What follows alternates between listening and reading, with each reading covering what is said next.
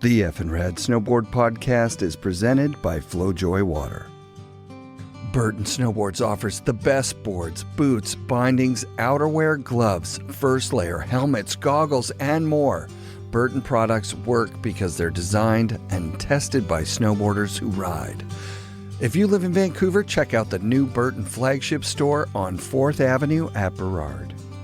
Hey listeners, this one's for you. Upline Brewing is beer for snowboarders by longtime Pacific Northwest shredder and FNRad listener Carl Montoya, who started Upline so you can crack a cold one anytime. No buzz, no slowdown, just good vibes.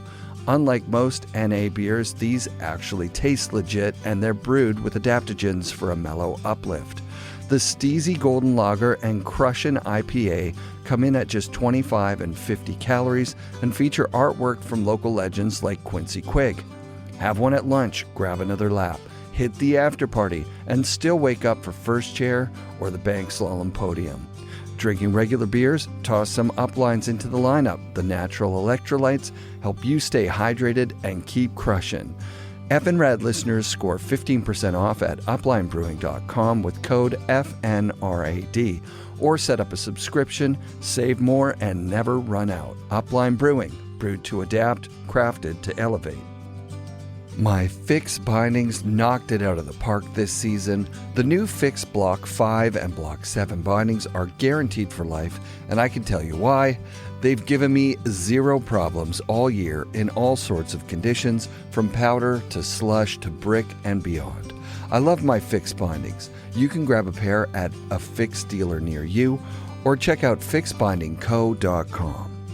Bluebird Coffee Tuning and Rentals in Squamish, BC is the coolest new stop just 20 seconds off the Sea to Sky Highway on your way to Whistler. Drop in for the world's best cup of coffee, killer smoothies, and a true local vibe born out of 90s snowboard culture and music. They offer performance ski and snowboard tunes with state-of-the-art equipment. They've got premium rental fleets of Jones, Solomon, Libtech, and Burton, including Burton Step-Ons. And if you haven't gotten yourself one yet, Bluebird will even sell you a rad power bike. These bikes are so fun.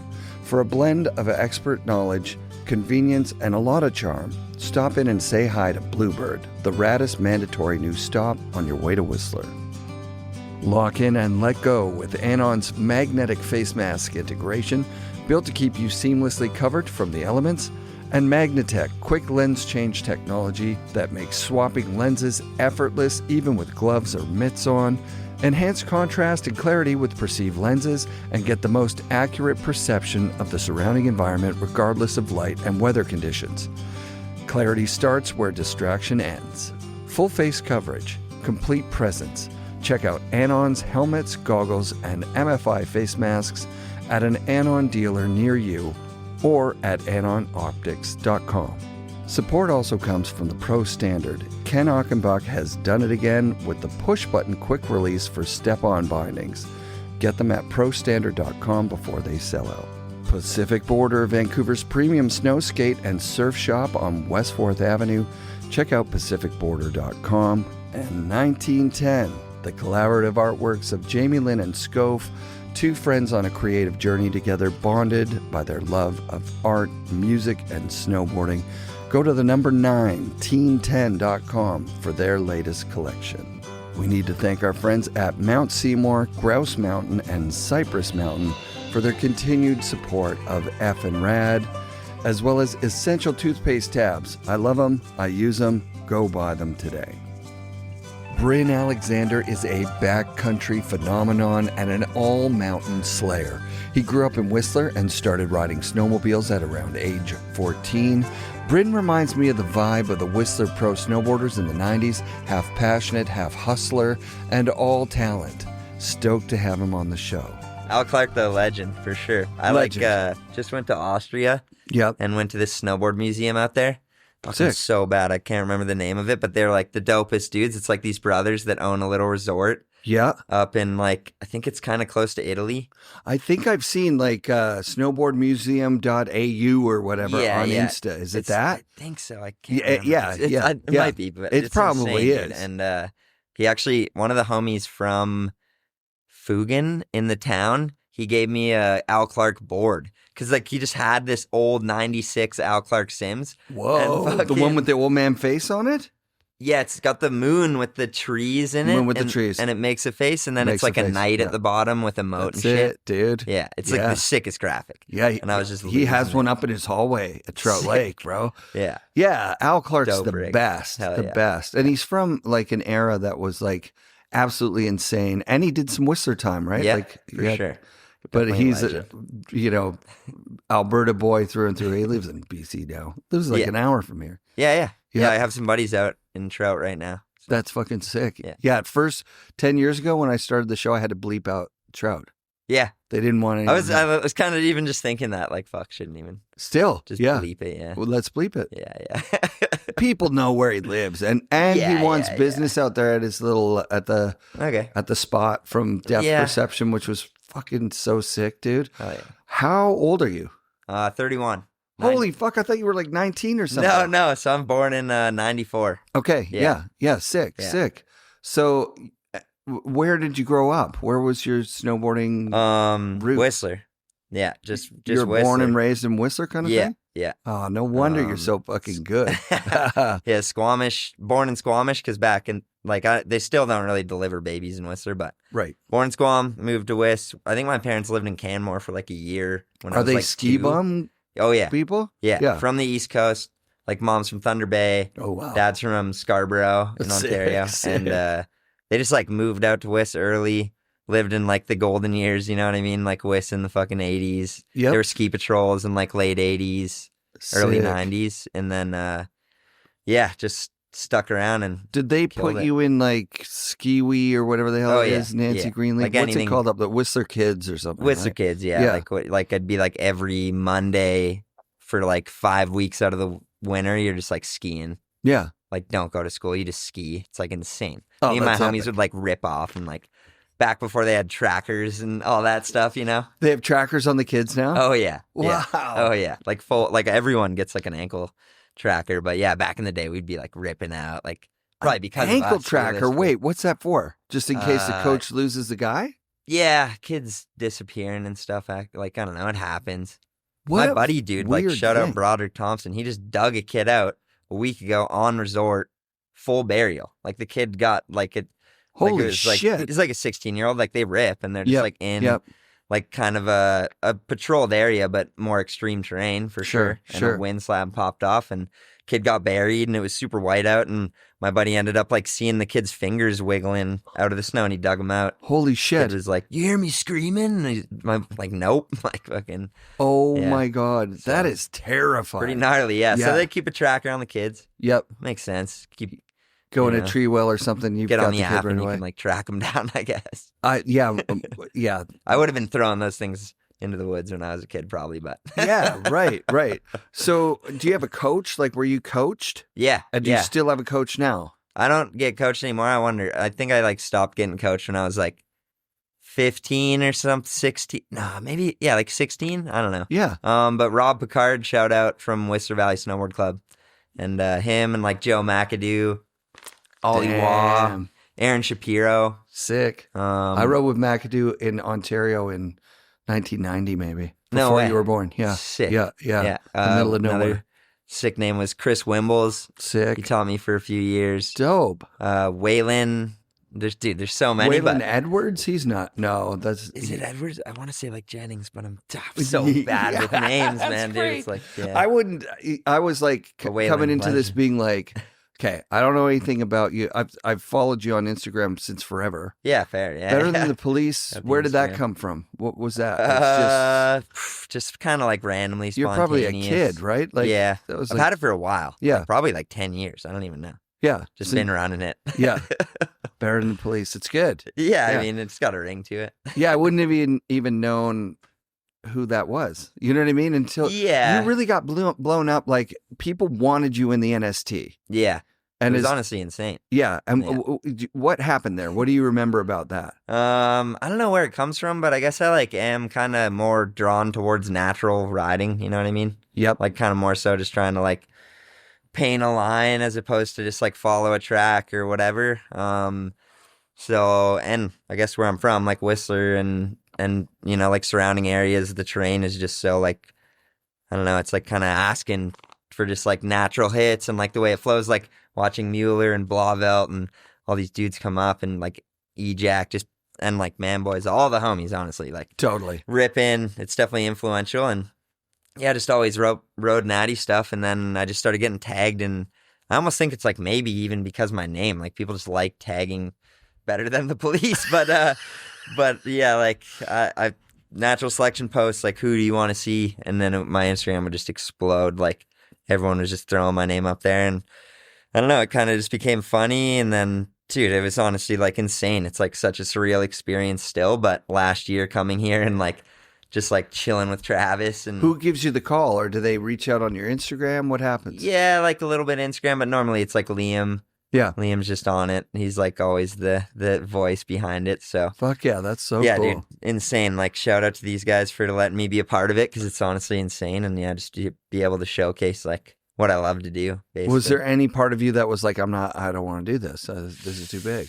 A little bit. Like I'm not the biggest thing. Yeah, like I mean, for the last like whatever 10 years that I've been riding and filming, like I just have basically been kind of self promoting it and like not really doing anything for like budget wise. Like I just like have a job. I work in the movie industry, you know, like I'd been kind of like, I don't need to like make money from snowboarding to like make it a job in a sense, you know what I mean? Totally. Coming here, it's still pretty hard to consider like a real job, but it's, you know, it's like shred and pow and hanging out, but it definitely is a little more of like a production and like a we say when type thing, as opposed to like, just like, you know, going out with the boys and like being on your own terms. And which was how filming was back in the day too, because you weren't with your boys. You were with a crew of people that were handpicked because they're good. And each one of them, you're kind of trying to take their job and they're trying to take your job. So it was like gnarly. Like it wasn't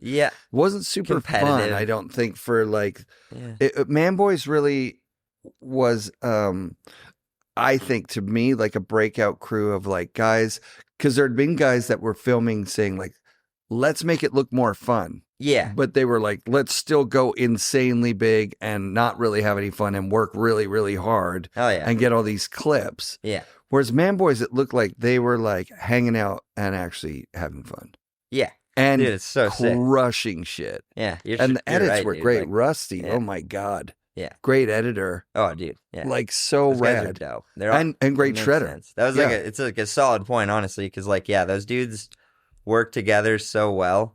Like they're just like kind of seem like the people that would be friends with each other anyway. Yeah. You know what I mean? Yeah. So then it's like this chemistry kind of in the backcountry. It's like, let me tell you this Whistler backcountry story. I'm not naming names, and you can guess. Yeah. I think it might be in the way of that camera a bit, but. It probably was. That's good. Yeah, that's good. Better now, yeah. So, thanks. No worries. Yeah, Production assistant. Yeah, exactly. I mean, we're working on movie sets, dude. It's like, it's pretty familiar. Like, there's like cameras that are just like insane, and the whole crew going on. Like the production value of a normal movie these days is just. What big movies have you worked on that we would know? I just did some work on Percy Jackson. Sick. Yeah, that was rad. I don't know, like did a lot of like kids stuff back, like Diary of a Wimpy Kid. I was in a bunch of those. You were in them. Yeah. Like this isn't, you're not like behind the scenes with the cameras? No, I'm like a stunt guy, so I'd be like just bailing on screen, you know? I always wanted to do that when I was a kid. I was that would like link up with my skill set, which is like jumping off shit, maybe getting hurt and not giving a fuck. Like I'm doing that shit anyway, so. Right. I may as well make some good money. And they do make good money. Yeah. Like, you know, I'm in a union and like, it's good pay and fucking everything's like, nowadays too, it's like pretty regulated. Like it's really quite controlled, safe, honestly. Like even with stuff like this contest, like if there's anywhere to get hurt in the backcountry, like not like knock on wood, like not trying to obviously, but fucking like here, you're safe, right? Like it's like, there's a crew, like you get buried in something deep, and like with the amount of people and like stuff that knows what's going on, it's pretty safe. The drone lands on you, people come like, okay, that's right exactly. Like they have like 18 cameras filming your last whereabouts or whatever, like, you know. Totally. So, but yeah, like it definitely is a spot where you feel safe to like kind of just do that sort of thing. And Yeah, stunt work is the same way, and it's usually like a pretty sweet crew. How'd you get into that because they're not coming and recruiting up in Whistler. You got to work out of North Van or something. Yeah, right? for sure. Yeah, my dad has just always been in the industry, so through the family, and then ski bum / stunt guy makes big bucks, can buy a place up in Whistler, put a kid through friggin' definitely Nancy Green or whatever it is. Yeah, no doubt. I mean, they honestly laced it. Like when they moved to Whistler, it still was expensive considering the time, but compared to nowadays, it's obviously well, that's everyone more like $200,000 as opposed to like now that's, I don't know what the place is, like my dad's place is probably worth like $5-6 million. Isn't that insane? Right. Yeah. And then how is that as a kid, like your incentive to work? It's like, we're millionaires. What the fuck, man? When you guys die, I'm just going to sell the house. And it is a sense, but my dad's always kind of been the dude that's like, he's like work hard and little as possible type deal. You know what I mean? That's rad. He's like getting, like he definitely makes good money and he like works quite a bit, but he's not really like the flashy guy spending money on dumb stuff. Like he like spends money on like his experience in life, and just, he doesn't have a boat. He doesn't have a yacht somewhere. Would be nice, but no, he's just like he's just climbing, like doing his thing. Like he always used to ski with me and board it. Like he honestly probably just spent a lot of money doing shit with me. That's super sick. Definitely worked out. And then same with me working in the stunts. Like it gave me these opportunities to like I did a big show when I was like 13 or 14 for this show called The Last Mimsy. I don't know. It's like kind of a kid's movie, but sure. Yeah, I worked on it for 2 weeks and then went to Woodward for fucking 6 years in a row. Right. You know what I with mean? that and, cash. Right. Skated right. for like summers on end, went to summer camp and like. Dope. So like. Which Woodward did you go to? Woodward West. The one that shut down recently, actually. Where is that? What? Just outside of LA, maybe like 3 hours. California, yeah. It was called Tehachapi, like this little town. Was that the original one? No, I'm pretty sure the original one is Pennsylvania, I think. Is that where it was? My friend Scott went there when we were young. Yeah. And I think there was like a gymnastics camp and skateboard camp. Yeah. And it was like insane that he went there. It's so sick. Yeah. It's like a dreamland for action sports, dude. Like it's on it. Like, I don't even know. It seems even more insane nowadays, but skate. Like I remember skating as a kid and it was like Tyson Bowerbank and like, dude, these top dudes like Kevin Peraza for BMX, like just these guys that are like absolute units now. Yeah. Seeing them as like little kids growing up and just watching them fucking be like the best at what they're doing. And when I saw Woodward, Park City and Boreal, I was like, holy shit. Like you can learn shit off a jump into a foam pit and then hit like a jump with the same transition out on the snow. A half an hour later, 10 minutes later. It's insane. This is going to be the breeding ground for the best athletes in the world. For sure, man. So is that like a bit of the secret behind your confidence and your maybe thing? I feel like a lot of it has to do with like the stunt stuff for sure, because it's pretty relatable, you know? Right. Like as you're saying, like jumping off cliffs in the summer, like probably the closest thing I have gotten to like a backflip off a cliff like that is doing a gainer into the lake in the summer. So you know what I mean? For people who haven't seen it, Brin on his first run of natural selection this year what are people calling it? It's like 30-foot Hawaiian or something. It's like I don't know. Like it's 70 feet, maybe. Maybe I don't even know. Might be 70 feet. Yeah, we got to get Red Bull to do some calculations or something. Right. They'll put the graphic over the thing. What are people thinking? Like, what do you think? I have no idea. Maybe like 50 feet. I don't think it's like massive. It wasn't 20. It wasn't it's like 20. Pretty flat, but it's like cue ball 40, or 8 ball or something maybe. On Kybers or something like that. Cliffs always feel massive when it's like. I don't know. You're just when you're on top of them and you're looking over it. Now, I'm not talking like I have jumped off a pretty big cliff into water. Yeah. Okay. But probably the biggest cliff I've ever done on a snowboard is like 20 or something. Yeah. But it feels like 1,000. Oh, like you're like, I just jumped 100 feet. Yeah. I mean, the backflip kind of helps because you're sort of just like doing a trick. It gives you something in the air and you land kind of like. Yeah. It's like honestly like an easy, and it makes the cliff way smaller. You know what I mean? Like, because you're like focused on doing the backflip, you're kind of just like doing the flip. You're not like looking at how far down the landing is. Yeah, and then sucking up your legs and freaking out. You kind of just come around and then you see the landing and it's like, whatever, you're like half the way down. So there's a long history of backflips off cliffs. Yeah. Damian Sanders, probably 1990, did like a backflip off a cliff that's so huge. Jim Rippey built his career on backflip off cliff and then backflip on a snowmobile off a cliff. And, legendary. Yeah. Demansky is one of my favorites. Demansky. Oh my God. Yeah. He would have backflipped that. Like, I mean, he actually probably wouldn't have backflipped that cliff because he lands on steep landings and that one's kind of shitty, but sure. Dude, he like used to backflip this cliff we call it Demansky's in Whistler. It's like insane. It's not even a cliff. Like it's like a 100-foot wall. It's a wall. And then it's just all jagged and rocky forever. And then there's like, it's steep after. So it kind of makes sense, but people don't even hit that anymore. Like, right. It's so sick. That's nuts, dude. So it's big inspo. It's crazy because backflips go in and out of, like, you can do them. They're a bit of a circus trick on some 100%, level. 100%. I agree with that term. But I was honestly kind of bummed when this backflip exploded. Like, obviously, it's like whatever. Me and my boys we always refer to it as just like a swan. Like, you're just fucking, like, go for the swan off the nose, like, whatever. It's just, like, good shit. Fucking for the, like, but it's definitely, like even my buddy Al, he's, like, big guy with King Snow. Shout out King Snow. This dude's rocking. Sick. We're just always it's not the sickest photo. Like even considering the melon last year. Yeah. Just like being composed and having like a nice looking grab in a photo compared to like a back scratcher backflip. Like it doesn't like really look good as a still. Sure. Although it is like, like it's like I do Fire and Ice for the Whistler Blackcomb. If you do a backflip, like it's just a thing. People just love it. Like it's a like crowd pleaser. Yeah, it's like, a big, and that was my, I was like a one trick pony when I moved out west from Ontario. Yeah. I could do backflips, and I was like the do a backflip monkey like guy when I'd have to like hit a backy off of like a mogul. I didn't have to. I just loved doing it because people loved it so much. It was like a super crowd pleaser. Yeah. I got out here, and I think it was Devin Walsh. Yeah. It was like, Jez is doing backflips. That's all that asshole does.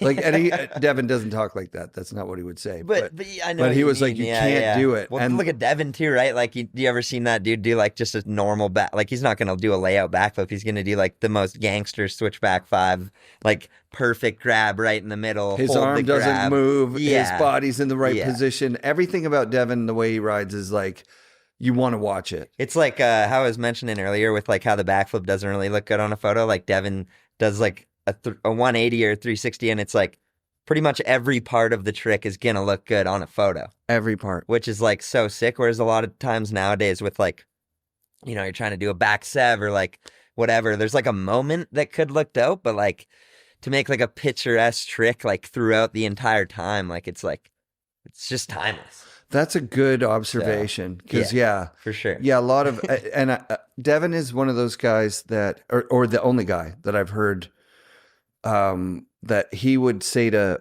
photographers like, "Hey, that filmer got the clip of this trick. I don't want you to publish the shot of that. Yeah. I don't want it blown up all over the place, or I didn't land that. You can't submit it. Yeah. Like I mean, most people were like, awesome shot, fucking A, awesome shot. Like, let's make some money, get a cover with it, whatever. Sure, even if it was just like a momentary like composure in a fucking solid bail or whatever, No, it's sick to hear because it's honestly kind of refreshing. Like nowadays, just the amount of like stuff getting pumped into the internet and like posts and Holy content. Shit. It's like, I mean, fair enough. Like I'll scroll the feed and like get lost, and I do like there's a pro to it, but there's definitely some cons, and just like the amount of like having a precise kind of like pick and like not just overjuicing stuff, I think really shows like more character, and you can kind of like, I don't know, you can like, you don't need to post everything, but you're gonna like, I don't know, there's skiers like Candide, or like even how you're saying with Devin, it's like he builds such a character through his snowboarding because he's decisive with what he puts out.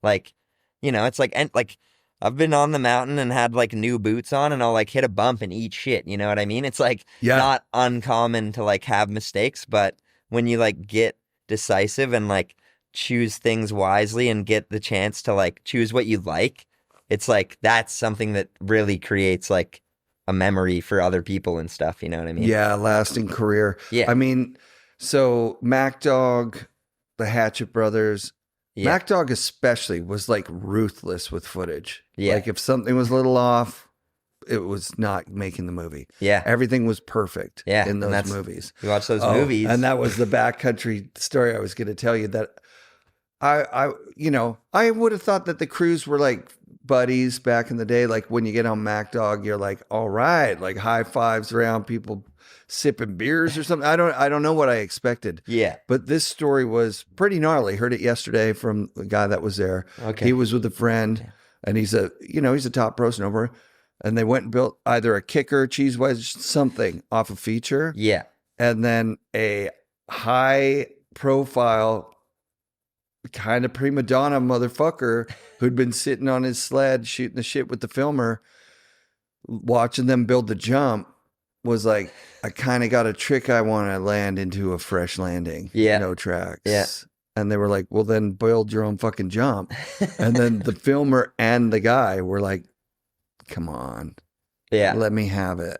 And they were like, holy shit. Like the pressure of like, what an asshole. Yeah, he didn't help build the thing. Yeah, for sure. And what an asshole. The filmer is like, come on, you guys. Like, yeah. It's like, I was like, whoa, could you imagine like what that would do for your. Yeah. It's kind of like, builder gets first. It's like, like if someone rolls a joint, they light it first. Like it's like, it's roller's rights, really. when it comes to builder's rights. Yeah, exactly. Like I'd always say, it's like, I mean, there have been some times, especially recently, like I don't know, we've been going out and we'll have like a crew of 10 or something. Sure. And then someone like builds something and they'll like, usually you definitely like, you're like, if you're building it, you're definitely like we're making sure that you're getting the priority to like get filmed and like try it first or like whatever. Totally. But there is times where you like, I don't know, maybe like homie Phil Hansen, shout out to that dude. Oh, like such a good homie to board with. And he built this jump and then clipped up on it and was kind of just like, yeah, if you boys are down, like, just like free for all, whatever. Have at it. So we were just like having a huge session. It was kind of like a hotter day. So it wasn't like we weren't making crazy bomb holes or anything, but just like, it's definitely sick when you get sessions like that as well. But I do have mad respect. Like, yeah, if you're sitting on the sled the whole time and you just like come in and kind of like, like take over the session in a sense, it's kind of like harsh to see. Like, I heard a Martin story. He rolled up on a jump that had a shovel in it. The Whistler backcountry whips the shovel over. Hey guys, I found a free shovel, and he gives it to somebody and they just start hitting the thing. He's like, I've been hitting this jump for 30 years. Yeah. You can't just put a fucking shovel on a thing and call it for the whole day. Yeah. That's a good sense, There's I'm here. Another side to it. Yeah, for sure. Build a jump and it's like, I mean, yeah, that's a tricky one, honestly, because there's some jumps that you put a lot of work into. And Isn't it? Right. Like obviously if someone comes and just hits it, it is some a bummer. Some old guy that's just like psycho. It'd probably be kind of like, I wouldn't be super bummed if it was, back in the day and Martin was like hitting that thing and he was like, where's the launch? Fucking, yeah. You know what I mean? Like, fuck. Yeah, you're not going to fight him or anything, but you might be a little bit bummed that hey, we were going to clip up on this and we were actually like, we put a lot of effort into this shit. Yeah, but in a sense, like it is the fucking mountain. Like, who knows? Like, could have been built like a week ago or and whatever. Someone forgot, or whatever. And I think there was an era too where a lot of people were tearing their jumps down, but tearing them down at the end? Yeah. What a nightmare. Yeah, we've kind of just been leaving them this year, to be honest. Like, there's a few. Why not? Yeah. That are like, maybe if you like build something that's like sketchy. Right. And you don't want to, you don't want people to like think, this looks good. Yeah. You don't need to sign a liability for them to get out there. So that's true. Realistically, it's like, fuck it. But if you don't think anyone can one up you, you could leave the jump, but someone might come and do something doper. Oh yeah, that is So before it was like the job of like MacDog and his filmers, to like choose to gatekeep the people that get to go out there, style and who's good to work with and who goes big and who looks great. Yeah, but now it's like, there is no gatekeeper but yourself, really. Yeah, for sure. And especially with like whatever, like snowboard style kind of changing and like, it's like how it is these days. Like people that get famous kind of just get famous or whatever. Like it's not a whole lot to do with like their exact skill level or like whatever. Just like, right. I don't know, certain styles because it's all like open, because if you count famous as what we're using now as a counter, like likes and shares and all that shit. For sure. Fucking influencers are crushing it. Dude, they're killing it. Yeah. Exactly. Doing and it's just like you could kind of just do fucking anything. Like nothing. At this point, yeah. You know? Like just being nice on the hill. Yeah. My Instagram handle was Shred Jesus for a long time, but there's like a famous Shred Jesus guy. Yeah. And I just was like, that's not me, and I'm not affiliated with him. Yeah, it's like GoPro life, you know, like whatever. I mean, it's not like my exact cup of tea, but there is a fucking market and a spot for it. And you grew up in it, and and it's a fun thing too to clip up. And like I've heard you talk about it like this week about like, man, my Instagram blows up around NST. Yeah, for which sure. is dope. Like it's sick, but honestly, like it's fucking. Sometimes it's crazy, like. You know, like a lot of the times nowadays, like you're just using Instagram as like a method of communication. Yep. And like even in a sense, like I think they sent us some stuff from NST and like can't find it. Like it's like love the DMs and love everyone for like the support and stuff, but like my shit is a mess. Like I can't even like go on Instagram. It's just like there's too much shit happening, right? It's like 2 hours down and then like forgot what I was doing. ADHD heaven, real dude. Yeah, unreal. I do not envy you with that life. But I'm proud of you. It's fucking awesome. Like the hometown kid, you know, that's crushing that. Like the internet gets you to the zone, 100%, and then like, you lay it down. Is like, you know, it's insane to get the chance to like ride a snowboard and not have to like, you know, work and like. I mean, I still do work, but like not have to like, you know, need to go grind to get a day to like, because people do, you know, and they're like absolute savages for doing it. Like there's an insane amount of dudes in West that just like shred dope shit all the time, have a full-time job, like just grind out to snowboard, you know what I mean? And I'm here like getting supported to do it. And yeah, I'm like super blessed to have the opportunity to do that. Who are your sponsors right now? I've been running 32 like head to toe this year, and that's kind of like a new thing for me, but it's been so dope. Like the team is insane and the gear's rad, and it's just like pretty sick to be able to like, you know, talk to the engineer and like get a couple things like swapped if I want to. And wow, like, cool. Like I've literally like never had this much gear in my life. Like I have like probably like 8 kits and like fucking any boots I want whenever. Like I got, you know, like 6 boards set up. Like it's insane. Are you running 32 boards as well? Yeah, so I got 32 boards, which are you're new. Head to toe everything. Yeah, like holy new shit. 32 are new for this year on the boards. Yeah. We're making like a whole batch next year that come out that are like, I think they have like 10 shapes or something like that. It's pretty stacked. And yeah, stoked to work with that team. And then yeah, boots, bindings they're doing now with the phase system in them, which is dope on the new game. And then yeah, just like pretty much head to toe. And then, you know, Salmon Arms, the homies. Yeah. Air hole, running air hole always. Sick. Jake's been hooking me up with some Oakleys.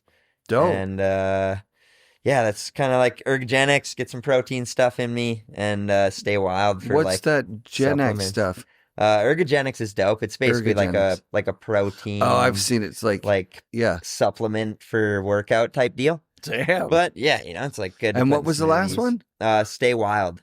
What's that? That's like, it's wild with a Y. Yeah. And it's just like a mushroom company out of Pemberton, but it's more like kind of health mushrooms and they make gummies stuff. And, yeah. And like a bunch of sick like electrolyte drinks, you know, like Stay Wild. Like that. So, yeah, but it's all natural. It's dope. Is it snowboarders that set that stuff up? Yeah. Yeah, I just got shout out used to be Mount Curry Coffee. What's it called now? Gradient Roasters. Yeah. Up in Pemberton. They reached out. They want to support the show. Sick. I'm like, fuck yeah. Hell yeah. Let's get you on here. Dope. Anyone who wants to like support snowboarding, I'm like, fuck, dude, it's totally so sick. Down. Yeah, for super sure. duper sick. It's just like rad to see people from like everyday life just, you know, like it's literally like a mainstream sport now. So it's like you can come from any angle and it's beneficial. To like the lady I just was talking to is the PR rep for NST. Yeah.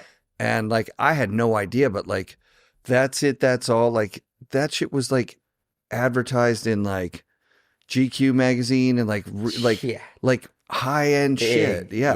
Across the world. Vanity Fair, she said. I'm like, were you serious? What are you even talking about? How is that even possible? That is dope.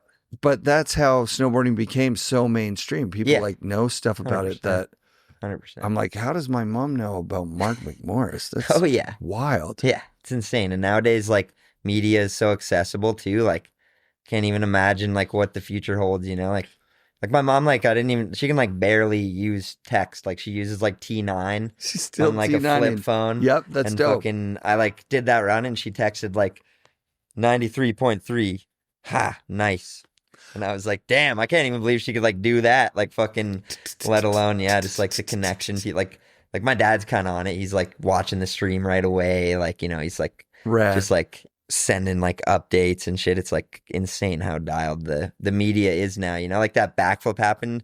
I literally like landed that backflip and it was on the internet. Like it was like instantly on Instagram, you know, which is like fair enough, but it's just crazy these days. Yeah, we used to have to wait. So, yeah, I mean, you would have been 2004 by the time you're kind of watching videos and stuff. Yeah. And by then, there was already a bit of streaming. I think Ika and Devin started streaming DC stuff like real early on. True. And I remember watching it and being like, uh-oh.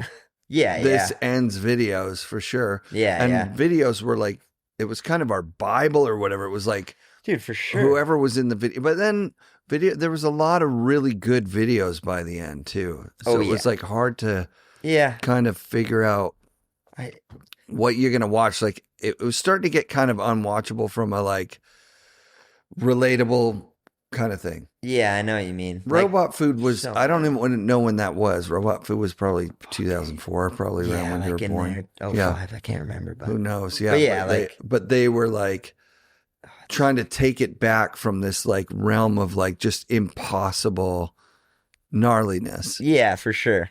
It kind of like capped for a bit, I feel like. And the internet's fucking just like there's so much stuff. Like does shit snowboarding get into your feed? Like does like bad snowboarding get in there? Sometimes you're just like, who is this fucking guy? Oh yeah. It's just like some random person it's like a dude like bombing down a blue run like with a GoPro on or whatever. Yeah. And like usually it's a flip off of something onto a scorpion on their back or something. You're like, oh wow, that there's guy some A grade out of that, I'm sure, you know? Like you ever seen that clip of that kid in Mammoth? Like he like comes into the volcano and his girlfriend's like, holy fuck, babe. And he's just in the air. Like, I thought it was like insane. It's like better than AI. I thought it was AI. I thought I looked at it a couple times going, is that possible? I'm like, fuck, that guy hit it with so much confidence. So gnarly. It's like the randomest, why would he think that you could go that fast in the park? And it's insane. They had like an interview, just like shout out, the kid didn't die. So it's like, you know, I don't feel horrible like getting some comedy out of it, but sure. He had an interview and I guess he was just like feeling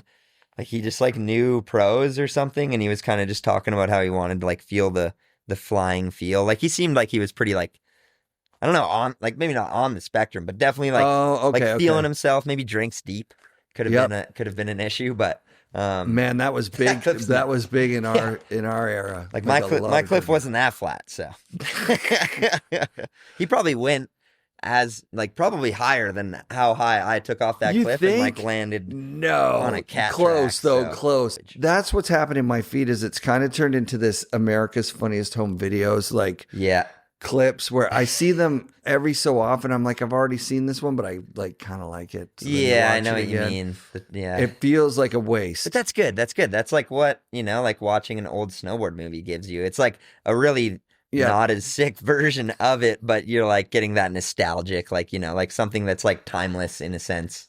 Who did I just watch it? I was like, wow, that style did not age poorly. Tarquin Robbins. Have you ever heard of this guy? Tarquin Robbins? Dude, it's so long ago. The part would be from when you were 0 years old. Okay. Or maybe a little earlier. Yeah. 90s era for sure. He ran Big Pants. He was in the crew that like basically ushered in Big Pants. Might have been him personally. Damn. He's from England, but he lived in Colorado, I think. Okay. Anyways, I'm doing his baggy pants. That's pretty iconic. Honestly, yes. Especially in this day and age. But you got to see his style. When you see his style, you're like, wow, man, if someone had that style today and was going small like he is. Yeah. You would still be like, that guy. Dude, holy fuck. Yeah. That's the sickest part, right? It's like there's just this timeless thing to parts of snowboarding where it's like, how is that not being replicated in a sense? But like, Yeah, I mean, yeah, dude, we got Kevin Young's kid up in. You ride with him sometimes up a little bit, yeah. And now he's on shorties, which is that's sick as fuck. So sick. Yeah, man. Yeah, Darcy riding shorties too. Darcy's crushing it on the shorties. What's up with that? I grew up with Darcy kind of, for sure. Okay, is he your age? Is he like kind of your... Yeah. He might be a little, like maybe like a year younger than me. I can't remember, but... Okay, But yeah, he's like, since we were like fucking 10, we've been competing. It's hilarious. So you did competition like he did competition? Yeah, for sure. What did you guys compete in? Half pipe or slope? Yeah, like back in the day... For like provincial stuff, like we had like BC provincial contests a bunch, and totally that was like a thing when I was young. So yeah, we did like half pipe, slope style. Can't remember if there was like a big air. I think it was just half pipe and slope style. Yeah, and it was just like, can't remember when I started, but probably from like the age of 9 to 10, competed until I was like whatever 15, 16, and.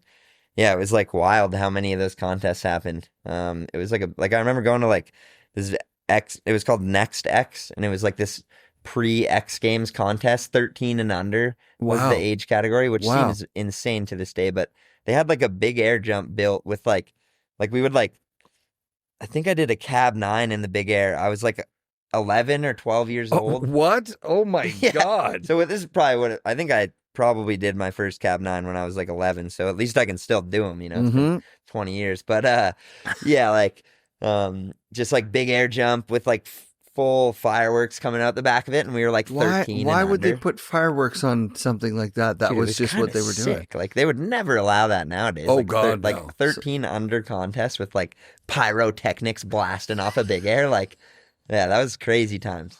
So you do fire and ice. That's been going forever. Yeah, dude. There's like a couple dudes like shout out Warren Williams. He's like a local legend. Rides for like Olive Snowboards. Sick, he's been Olive. Doing it for almost 25 years, which is insane. The fire and ice. Yeah, like jumping the jump through a ring of fire. Yeah, for 25 years consecutively. It's like that's what. Do people hit the ring sometimes and just?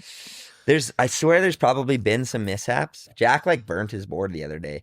Like just like he was like, oh weird, like. We were like sledding the next day, and his nose was like black with like burnt, and he was like, "Whoa, I like burnt this on the ring somehow." Like we didn't even know how. We were trying to figure it out. I was like, maybe like doing a cab 5 and like clipping the ring going, because it's basically like on the lip. You know what I mean? Right. You're going through it. Like you don't have to like gap into it. That's where I saw where the guy hit it. Yeah, was like he gapped. And they had it far away, and he went insane. Very far. Yeah, and he hit it very hard. That's like some Harding hammer shit. He used to do some insane shit with that. Isn't that crazy? Through like windows. Yeah.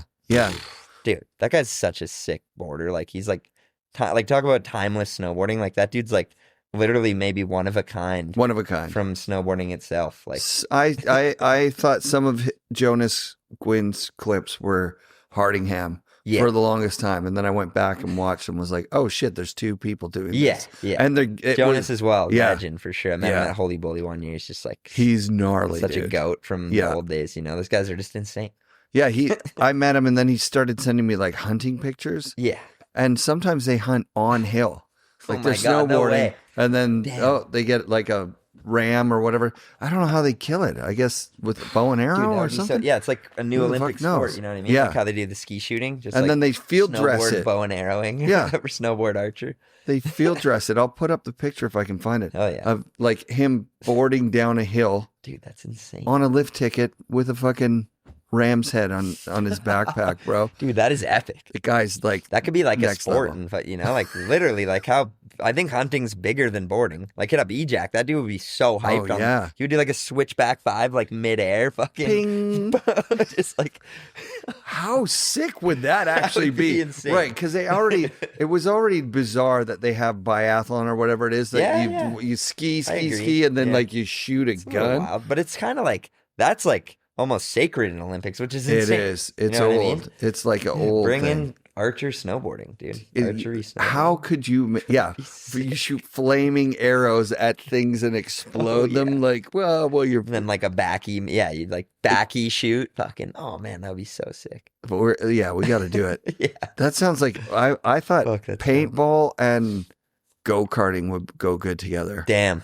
That's another good one. Fuck, that'd be insane. Especially had someone like riding shotgun and they were actually like taking out the other guys. Yeah, like fucking Halo Warthog turret mode with a paintball gun. That would be insane. Why wouldn't they let you do that? Maybe they could. Maybe. I don't know. Hell yeah. They'll do it somewhere. I've been watching this event for a while. You ever heard of Swamp Fest? Nope. What's Swamp Fest? It's like got to be one of the sickest events going on in the action sport world. It's like, it's this BMXer dude that like rents this huge mud farm and they like build a course out of wood. Like it's almost like, what do you call it? Fucking Burning Man. Like they build it all out of wood. This huge BMX skate course. What's a mud farm? They like scooter. Dude, I don't know. It's they like this make huge, mud or something? It's just like a huge like swamp area out in Florida, I think. And they like build this whole thing in it. And it's so they can light it all on fire at the end, right? So they like, there's no pyro fucking worries. So they build this insane course, have an insane party, and like everyone's like getting blown up with fireworks, and like there's like insane mosh pit circles of people just like throwing shit. It's like the craziest videos. And then awesome. They burn the entire course down at the end of it, and fucking.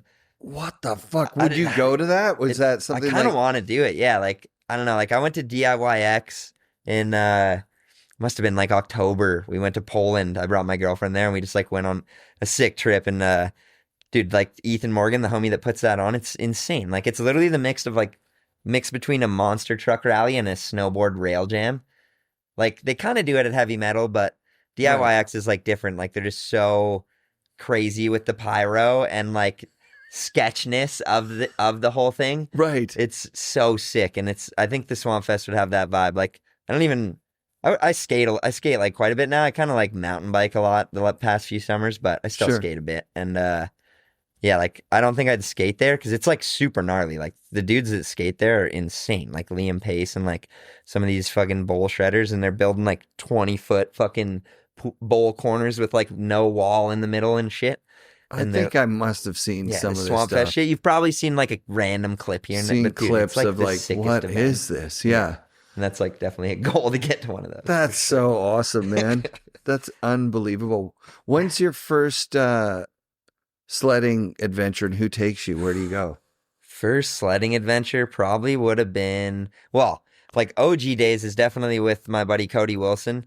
Shout out to that dude. He's such a weapon. He's been boarding a bit more. He's like featuring a lot on the Airtime podcast these days, like in the park and shit. Dope. But he's OG Whistler homie. Grew up with him, and his dad runs a snowmobile rental company in Whistler. Cool. Yeah, Blackham Snowmobile. So they have a fleet of sleds. Dope. So my whole life he's always kind of had.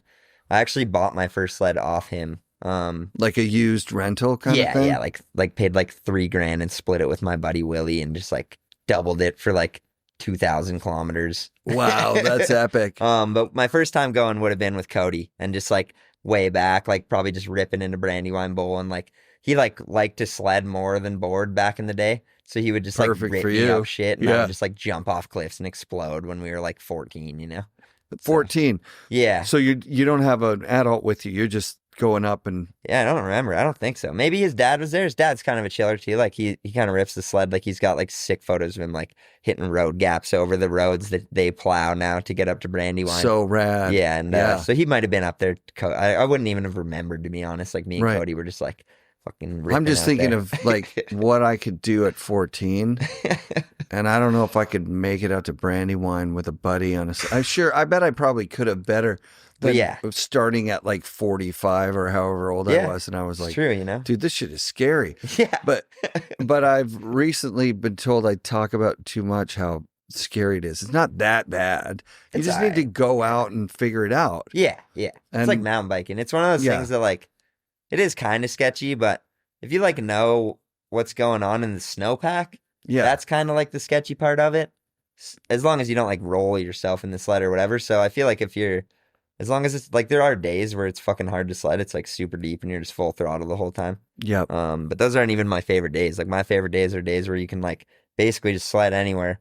And then there's like good snow high and you get in the sun and you can like ride some like, you know, you can like double fucking 1,000 meters and like run these insane laps and hit like natty features and just like that stuff is so sick. So I feel like that's kind of more so the go-to. But yeah, sledding's, you know, it's like you just do it. get used to it. It's really nice out there. It wrecks. It wrecks resort riding. So I'm stoked that you ride resort as much as you do too. Right? Yeah. I think you kind of have to, man. Like you can sled all the time.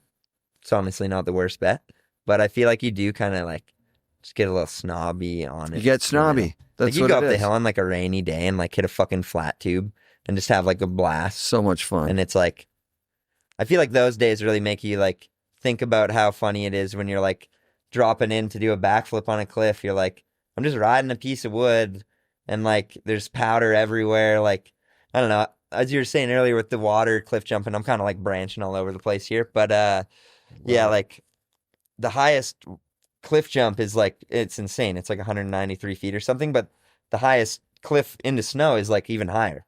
So like technically the snow is safer to jump into than water. Yeah, the water really hurts at like, I've jumped what I think is probably an 80-footer. That's a big claim because 80 is really fucking big. Yeah. That's like kind of my cap. Yeah. I'm not really trying to like push my limit when it comes to cliff jumping. Busted through their shoes going, like we used to wear shoes to jump this thing. Yeah. And you needed to point your feet. Oh, yeah. One time I pointed like this and it twisted me around and sent me upside down. I was swimming down going, where's the top? Like 100, like an 80-foot cliff is gnarly as fuck. Oh yeah. But yeah, like thinking about how the snow record's higher, it's like, what's the difference between jumping off a cliff into the water and into the snow when you're just like sliding on this piece of wood and you're fucking, you know, like when I was a kid, we grew up in West, like we'd go find like houses being built and we'd just like jump off the highest pillar we could get on into the snow because it would be like 9 feet deep of snow in the town. You could jump off fucking anything. It was That's insane. crazy. So that I feel like that kind of gave me this sense of just being like, you know, it's just snow, like find a good tranny and like the amount of impact you really do take isn't that bad. Like keep the inertia rolling. Well, that's the adrenaline going. The big thing that makes you a competitor, a good competitor at this event is that, I mean, you ride big features, sometimes without filmers, just riding them to ride them. For sure. Like resort, it's like, man, like the amount of days I'd pretty much prefer to ride the resort alone. Like, really? It is sick to film, but like there's so many days where I'd just rather go rip solo and like I have no other brain to like work with even, you know what I mean? Like I can kind of just like shut off and like ride anything I want and fucking just like get on a snowboard and like feel how the board is. Like I'm not like trying to bring someone to somewhere they would be happy or whatever. I do shit like I wouldn't snowboard. If I could only snowboard alone, I probably like wouldn't even do it anymore. But quit, right. But I do find that that's like pretty connecting to just what it is when I just like go up and rip whatever, and then you can kind of hit your little stashes, and if you like want to go back, you're the only guy going back or whatever. You know what I mean? Don't blow it out with six friends or whatever. The thing about riding a lot, right? And I don't have a job right now other than the podcast, so I ride when I try and ride almost every day. Yeah. It's raining. You still go up, take some laps. Sometimes I'll take lots of laps in the rain. Yeah. Sometimes it's kind of fun conditions in the rain. Oh, yeah. There's not a lot of people in your way. There's like, you just kind of have the place to yourself. Slushy it's and fun. Like it's slushy. Edge, like, totally. Yeah, for sure. But fresh definitely, groomers, it's fun to take people too. Yeah. But sometimes, like, I'll take people and blow out my shit and be like, this year we've only had a few POW cycles in Vancouver. Yeah. And I did 2 of them, like, just by myself. Yeah, fair. Like, one of them with no bag and no anything. Like, slack country shit. I was like, fuck, when we're at Seymour, we don't bring bags up. Yeah. It's like, you know, I'm the same way. Like, you can feel it out. You obviously, like, kind of know. Like, we get so many Avi forecasts and stuff like that nowadays that it's pretty easy to be, like, somewhat confident in a snowpack that's being fucking bombed. Right. Obviously, there is scenarios where shit happens, right? Like how I told you with that kid. Fucking, there is times where shit happens. I honestly think a huge thing is like riding really deep snow in shitty like visibility. Yeah, is like so fucking dangerous. That's the worst because it's just like if you like pop a wind slab, like you don't even know what's up and down. Like it's like you start moving and you don't know where you're going. It's that's like a nightmare to me, honestly. So I think the nightmare for me is that what happened for me was sledding in the backcountry. For me, I found myself like not wanting to hold up the group. So like kind of embarrassed of my mistakes. Yeah. So like I can remember being on the Brandywine pillow line and I was just to the side of it and I cracked off something that was on it. And kind of fell, and then it was like just holding me down, you know, it was on my back, you know? And I was like, I'm okay. Like, I just wanted to get out of that situation without anyone knowing that I'd been in it. Do you know what I mean? For sure. As opposed to being like, like, we're a crew and I got eyes on you and you got a radio and I got a radio and all the. Yeah, for sure. I mean, it gets real pretty fucking quick. Fuck, does it ever get real fast? Yeah, so. Especially in bad viz, deeper snow. Yeah, 100%. Bad viz with sketchy like danger. It's like stay in the fucking old growth. You know what I mean? Like, get with trees that haven't been hit by an avalanche in a while. Stay way down. Yeah, for sure. And that old growth is spaced rad and it's fun to ride. Yeah, there's a benefit to that for sure. Yeah, super dope. Yeah. Yeah, you see all those Avies this year from France that were inbounds and all that? Yeah. Looked insane. You see the fucking rock fall on Whistler today? Yes. Dude. What the fuck is that? Insane. I heard they might. How big is that? Dude, it's massive. Like, if that was open and that happened, it could be like horrendous. Yeah. Like multiple fucking rock burial. Like, you can't dig.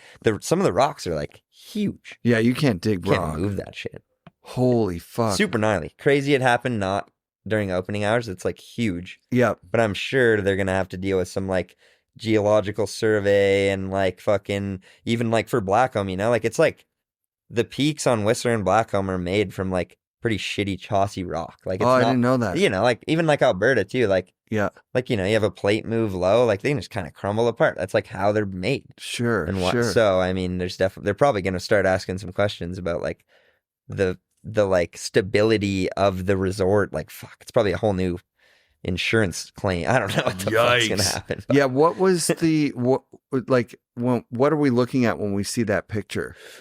Peak would be like up, like you look at the picture, you can actually see the top of Peak and the kind of the top left of it. Okay. So how Peak Chair is, you come up and you go over this huge bowl, and then right at the end of it, it's just like a sheer cliff. You know what I mean? Like, totally. It's like 100-foot fucking face, and then the thing's on top. Yep. So obviously, like, once the ridge falls over here, they're probably like, you know, like, what's the structurality of the fucking chairlift that like hangs off this 100-foot face? So like, where the top tower is, the rock slide happened. Yeah, like far in the lookers pictures, right. Lookers right. And at the peak of that thing. Yeah, so if you ever go up Peak Chair and then you drop like down into Whistler Bowl, which is kind of like the main big run, it's like the end of that up on the left. So it basically splits people Whistler traverse Bowl and there West like Surf. Crazy, right? Like, yeah, like people like fucking drop in there almost. Like, it's I heard it. I saw a funny comment. Someone was like, I heard the patrol like drop the backpack full of bombs. You know, like just fucking like I don't know. That's like honestly like probably the most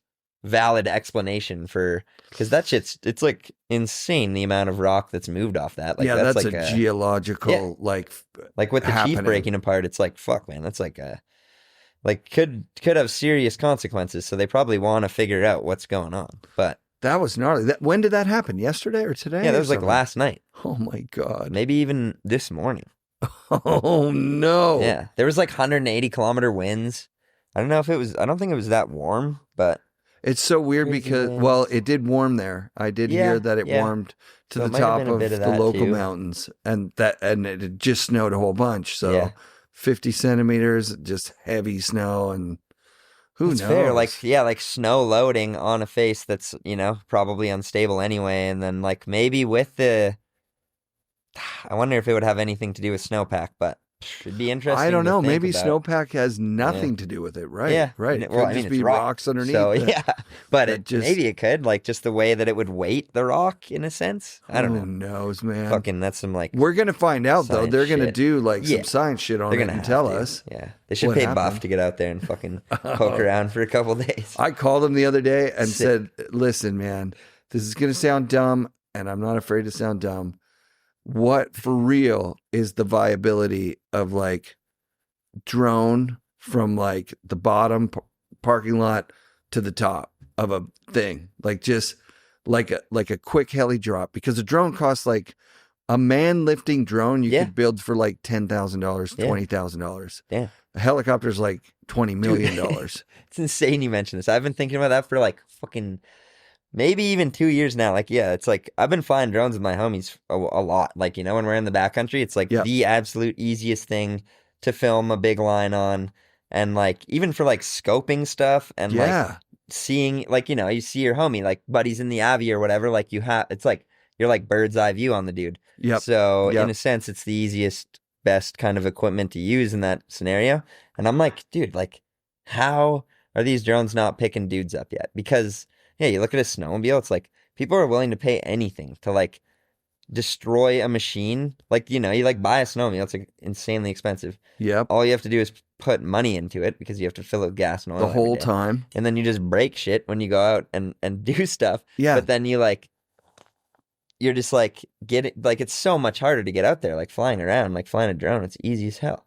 Easy. So, I mean, yeah, like a big drone scenario, 10, if it's 10 to 20, I've seen some that are like single pilot drone devices, but I think they're over like $100,000. Right, but that's because like somebody's making them and putting a bunch of things in them. Yeah. But if it's real simple componentry. It's like electric Makes motors sense. And batteries and propellers. It's sure. and a structure. Yeah, like Rivered or whatever. Like there's crews that I work with in the movies that make these drones that carry like fucking 50-pound cameras with like remote heads and shit.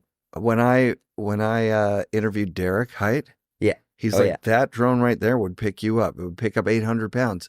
I'm like, why aren't you doing it? And they're like, yeah, of course we've thought about it, but their profession requires that they follow all FAA laws and all that shit. I wonder if you can't pick someone up with that. No, like, you're legally. not allowed. Like, it's just not like a human passenger changes what it is. But that's so wild because, like, technically, like, as I was saying before, the highest cliff jump into snow is like fucking 300 feet or something.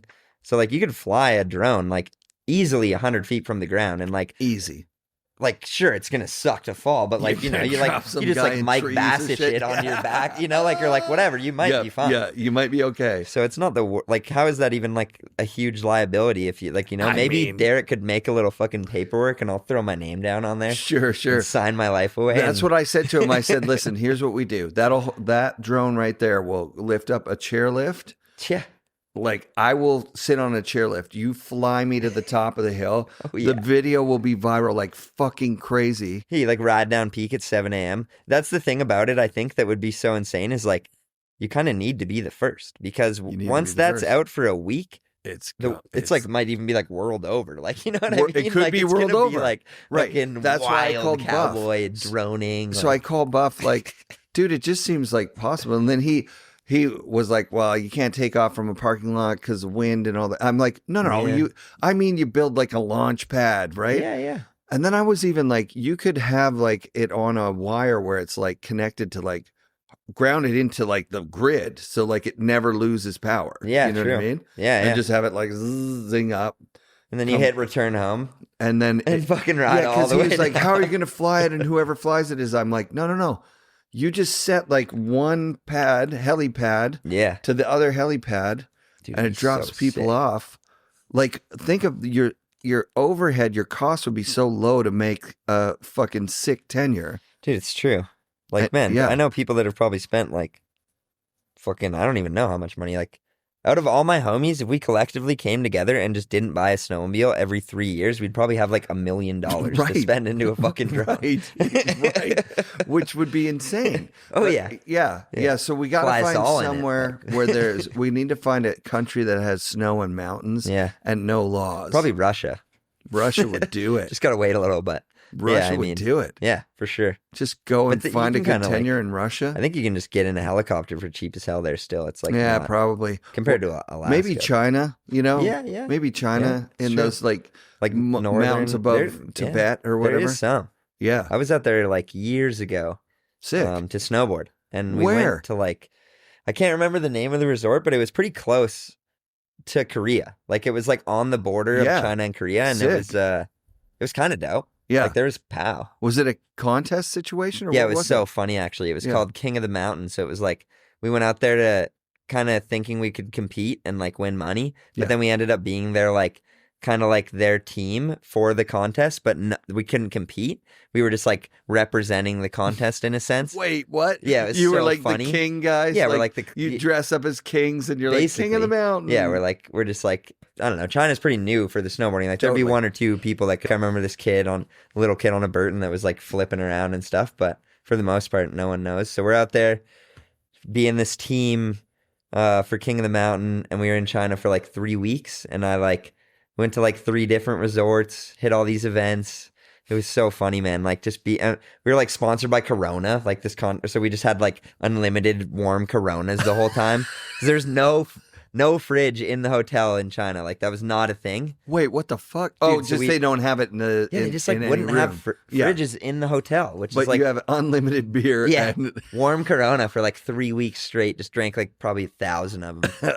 And I was with Don Wheeler and Scott Brown. Sick. At the time, that's who we went with, and it was like the funniest trip. And a bunch of the Bruners dudes, like old Quebec crew for filming.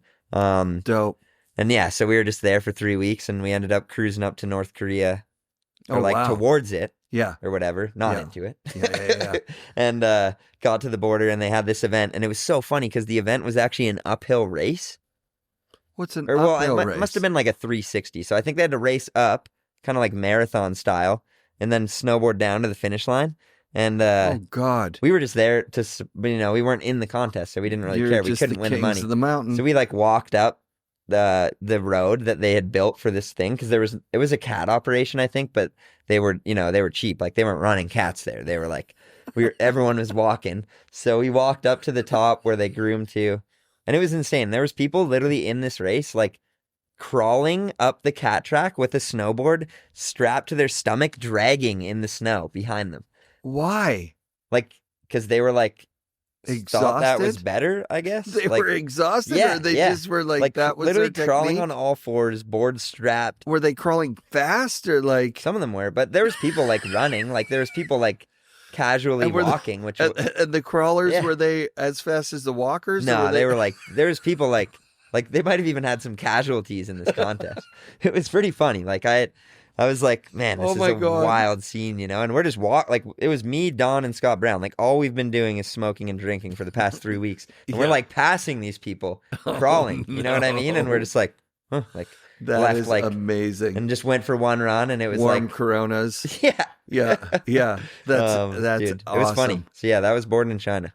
That's insane. How long ago was that? I wouldn't recommend it. That was like, I wonder how long ago now. Maybe like close to 20 years or 10 years. Sorry. Oh, wow. I want to say like 8 years ago, maybe. But yeah. That's pretty sick. It was cool. It was a cool experience. And we were only there for 3 weeks. So it wasn't like crazy. It was paid for. There was a race. Murray Seipel put up his footage of this the other day. Yeah. At Whistler to the circle. Oh, yeah.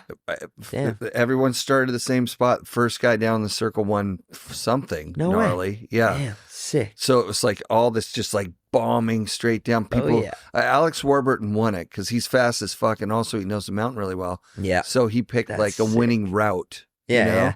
Like he knew. Top route. He won. Yeah. But what a weird contest. They tried to do something like that. Red Bull did something like that at Cypress last year. Oh, you had to run to your board, put it on, and it was like winner take all, first guy down wins. Yeah, like a like triathlon, but like just like weird snow sport things in there, I guess. Too many people on the hill all at once. Yeah, kind of insane. And what your incentive is like just pull other people down and knock them out, and it gets probably pretty crazy, hell? Yeah. I mean, they do a pretty sick mountain bike one, like they call it the Mega Avalanche, and it's insane. I think there's like 300 dudes, and they start in snow, and it's like just a huge groom run for like down an entire mountain, and it's like so gnarly. Like people are like eating shit on their bikes, tomahawking over each other. Yeah, in snow. I've seen it. And like it's that one's pretty sick. Like it is definitely a lot of people and probably insanely hectic and maybe only doable in Europe, but it's they have their own shit over there what they're doing. They don't have snowmobiles, hey? They don't use them. Yeah, no, it's kind of insane, honestly, but I mean, there's definitely like a pro and a con, It would probably be insane, but I think at the same time, and maybe there's good it's regulated. Like there is a lot of people and like. Yeah, so if you started when you're 14, it's the first times you're going up there. Yeah. 17 years ago. Like it's pre-mega like blowout. Like I heard Brandywine used to have just so few cars in it. And like, I mean, it was a smaller lot. Even it was just that front lot. It was tiny. For There's sure. hardly any people. Like before the Olympics, it was like fully different because like they closed a bunch of the areas for like water safety for the town's drinking water. So it like makes sense. Like that's pretty. And it wasn't groomed on the way out either as much. No, right? it would have been like way harder to get it. Like nowadays, it's almost low. It's pretty just insane. To the bottom. Yeah, probably. Yeah. But they would go up like whole different ways. Now I mean, Brandywine is still there. Like they probably used to access that way back, but they would always go up Callahan too and all that stuff. But I kind of miss like the golden days of sledding. I feel like because I mean, what's the golden days of sledding? When would you say that was? I wonder. I mean, like realistically, now is kind of it. But like, it's like, has it died off where there's where it's not like crazy in the parking lot anymore, and there's like less people now, or that depends. I mean, the past few winters maybe a little bit, just because it's been like not that dope. Like it hasn't been snowing every day or whatever. But true. Yeah, realistically, it's probably busier than ever. That's like my guess, because more people I know have sleds than ever. Like the amount of people in Whistler that just like leisurely buy a snowmobile for like good times, you know? True. It's expensive as hell, but it's like so fun, and it's just like a thing. Like you make good money, like you're probably gonna buy a sled unless you like really need to like pay a mortgage or like. Yeah, is there a division between like the guys that get the new sled every 3 years and the guys that are just trying to make an old 2013 work? A little bit, for sure. Yeah. Like you can see some dudes going out there and they're like out on a day that's like the kind of day you like want to be snowboarding in, but it's like fucking hard to do anything. Like really if it's like 3 feet deep and you're like in big mountain, it's also like super sketchy. So like sketchy. You need to be with a dialed crew that knows what's up, and like you kind of need a new machine to like chew out a lot of these places that people are riding these days. Like if you're you can kind of like get around at any time if it's like hero snow, we call it. Like it's kind of hard to get stuck, or like it's good up top, kind of shallow in the bottom. Yep. But if it's like, that'd be like hero travel snow, I guess, because there is the term hero snow to be like for riding. Yeah, it's like Japanese like blower, like you don't even feel the bottom. Totally. That vibe. But yeah, like when it's like that too deep, it's like pretty hard to sled. So you kind of need a new machine and people that are dialed. So that's where it splits, you know? Yeah, like that's the split. You can still film a snowboard part on a fucking 2005 if it like holds down to the bar and doesn't blow up on you. You know what I mean? Like you can get around on most rigs, but it's definitely like for those crazy, like insane days, you're like most of the homies I know are buying new sleds every 3 years probably that like do 60 days on a sled a year, you know? Totally. So, or they're getting free ones, which is 60 days. Oh dream. My God. That's like, that's so much, pal. Yeah. That's it's nuts. Like the most. It's like probably like million feet vert untracked. You know what I mean? Like just like, it's insane. Right. And those heli operations, it takes guys like 3-5 years to get a 1,000,000-foot jacket or whatever. For sure. That's rad. Yeah. Those things, they're definitely like fucking weapons when it comes to just like getting around. Like new sleds these days. It's like the guy sled with Jack McDougall a lot, and he's just like such a weapon on his sled. And like, it is so, like, it's almost more fun going up. Like, we're like, you like don't even need to build double tracks. Like, you know what I mean? Like, you're just like, you build a jump and you just start like fucking redlining up fresh pow on the 65, like turbos whistling, and you're just like holding on to like, it's so fun. Yeah, getting to the top, get around anyway, is fun. Yeah, like bailing out.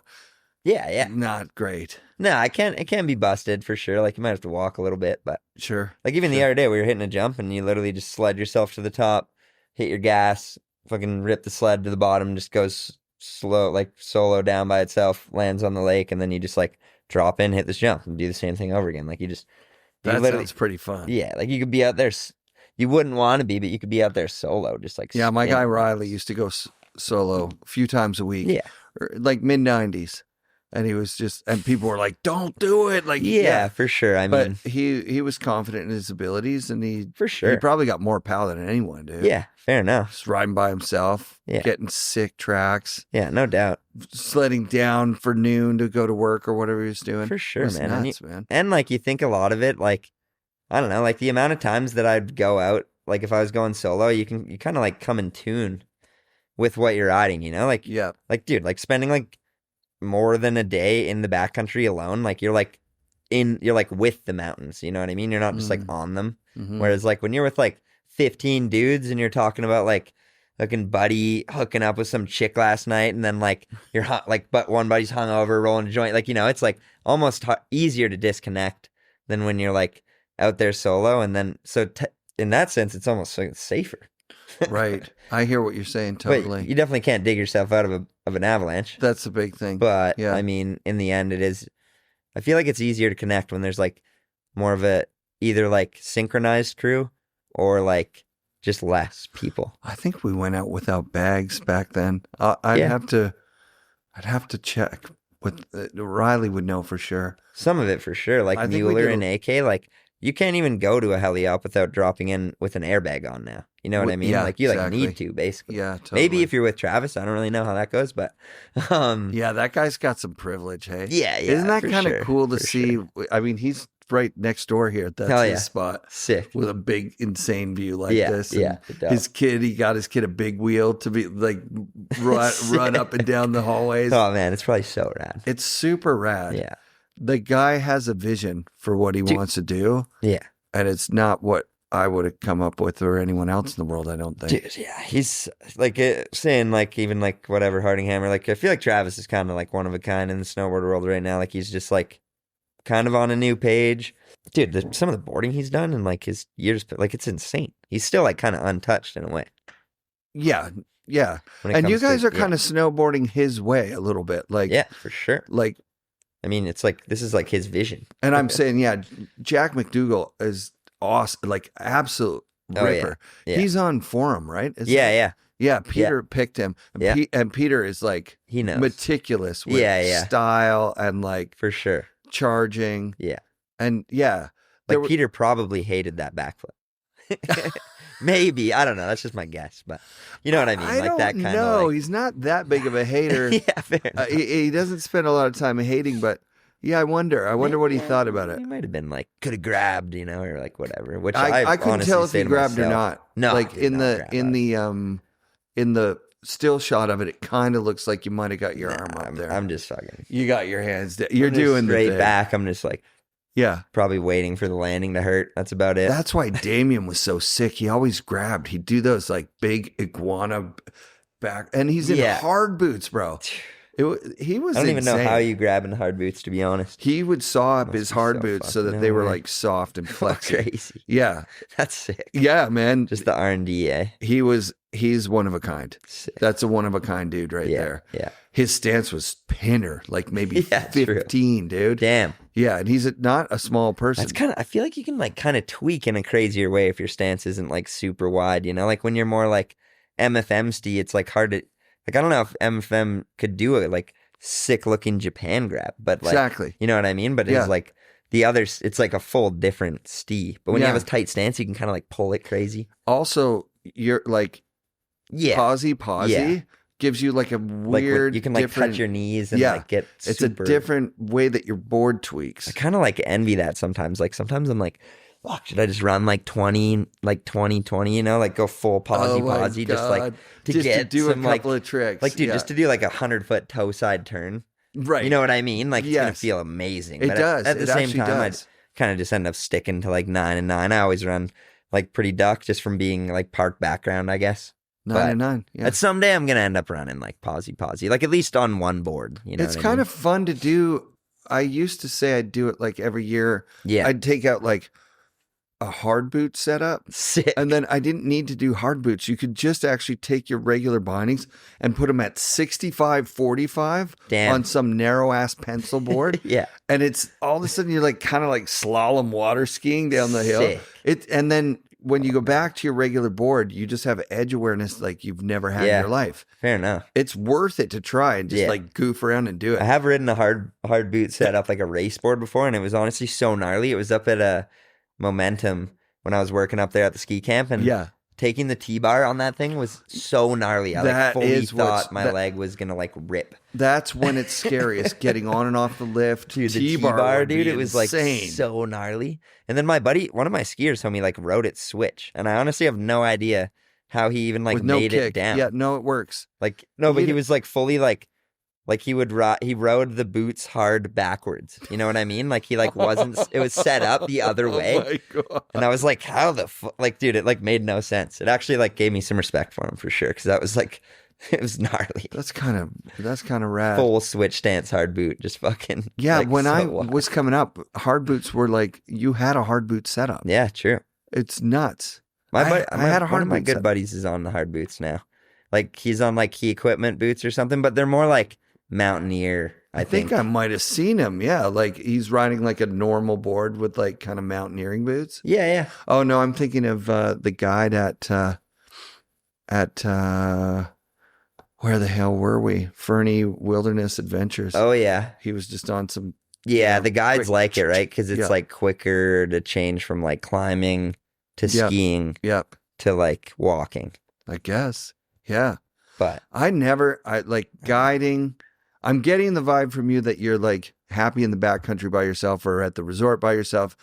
You don't need to be surrounded by a bunch of people. When you are with a bunch of people, it's fun too. But yeah, there's like temptations to be like, let's just have a few beers, smoke a few joints, and just chill. Yeah. Like, dude, I'm sure you get work done. Get a little more done going solo, maybe. But at the same time, you kind of, you need a crew. Like, you need a good crew. Do anything, and it definitely helps. Yeah, you know what I mean. Like filming with Jack and like watching him get hyped on something and like, dude, when he gets a clip, like, I feel like I got a clip. Like, I'm always, like, filming him or, like, whatever. And just, like, it's sick to just be part of, too.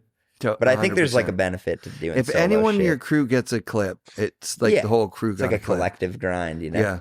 That's why it's so rad. Yeah, exactly. To ride with, like, Devin at Seymour or something. Yeah. You're like, I was there.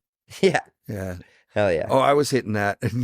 But so sick. If somebody took a picture of me going, sad. Yeah. Because he's doing it right. Devin's just like 40 feet in the air, like tweaking the dopest indie, just like, and so mellow with, he's like, no, you aim for the branch. And I'm looking at the branch going, we were airing under the branch. Yeah. And feeling like we're going so big, dude. Guy's just on another level. He's on a level like where it's sick. He's still ripped. I couldn't believe it. One time he told me, he's like, see that J tree over there? I'm like, yeah. He's like, I tried to air it. I was like, from over there? He's like, from here. I'm like, I swear to God, it looked so like a football field far away. No way. I was like, no way. And then he showed me the photo. Hell yeah. And I was like, man, it would be so sick to go sledding with him. Like, he doesn't really sled anymore. He doesn't sled. Yeah. I think he told his kids that he wouldn't go into the backcountry anymore. True. Too many people had passed away and his friends. Fair enough, man. It is like, it's not. Busted his larynx out there. Yeah. Right. People are getting beat up back there and dying. And his kids were just like, we don't want you to die. Fair enough. He's not even really going. You're not seeing a lot of jumps, shots of him on like the side country at Seymour even. No. He's just kind of staying in balance. Yeah. Fair enough. And he can make that work, dude. If there's anyone in the world that can do it. For sure. As long as you enjoy fucking snowboarding, it's like, regardless, like even like as we are saying earlier, nowadays you can kind of just post anything, like anything, like that. Just like if you like get off with riding down a run, dude, hell yeah. If you like shredding fresh groomers, like fuck all to you, like just like have fun, enjoy it. That's what I always think about with this event. It's like there's kind of like this weird fine line of people that like take it super seriously, and it's like it like you can see it like fucking putting like it like kind of hits them, and they're like maybe you don't do good or whatever, or like something like that, and it like really like takes a toll in a sense. Like not that it would like it's not being hyped isn't a bad thing. It's kind of like you got to feel one emotion to feel the other one. Yep. But at the same time, it's like you kind of just got to treat the shit like having fun, because in the end of the day, it's like you're snowboarding still. Like you could fucking hit a little bump in the landing. You could fucking like totally so variable, and you just can't beat yourself up over like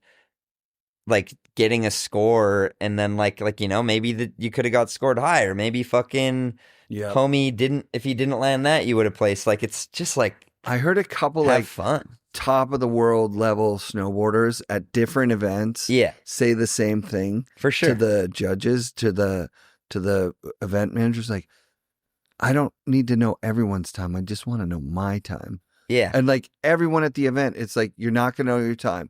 Don't go ask. Stop asking us. We're not telling anyone their time. Yeah. And it's like they care so much that they're just like, I want to beat my time, or I want to know what my time is. And they really want to look at the list and see, am I first? Like, it matters to them. I know what you mean. Like, I guess I'm just not like a super competitive person in general. Not at all. But I do think that there's like a benefit to that as well, you know? Like there's obviously a benefit to like wanting to win. Yep. Like if you're gonna win all the time, I'm sure it's like helping, but at the same, I don't know, I feel like it's nice to like be competitive with yourself, but not be like competitive towards what else is going on, because it's just kind of like, you know, like it's crazy because you're competing at the highest level of competition in snowboarding in the world. Yeah, I guess. Yeah, you really are. This contest is pretty easy to like motherfuckers in the world. It's insane. It's nuts. Like the riders list is nuts. But the natural selection is pretty damn good at like making it feel like it's kind of just a fucking session, I guess, or like a vibe. Like obviously, you know, you got drones buzzing over your head. Like it's at its peak in production value, but it is pretty chill when it, like, you know, like Travis isn't like, I'm sure like 15 years ago, like, or 20 years ago at like a World Cup halfpipe thing, like Sean Palmer's like getting pissed at people, you know, and they're like not, maybe not everyone, but like a little bit of beef. You know what I mean? Beef, like you could go to a hockey game and like people don't like each other or whatever. He would beef. Yeah. But like Natty Select's pretty damn chill. Like most of the homies up there are just like trying to have a good run, and they like literally want you to do well. Right, which is so sick. In those beef days, Jimmy Scott would say to guys as they drop the start gate, like, "You're gonna fall." No way, yeah. I swear to God, dude, that would be insane. How to do that. insane! But yeah, like no one's really running. Like everyone's could you imagine saying that in front of everybody, insane, like in front of everyone? Oh my God, dude! You're like, you're gonna fall. Terrier would call it, "Hey Jimmy," when he's dropping. He's like, "I'm gonna do your run, what you just did, and go 10 times as high."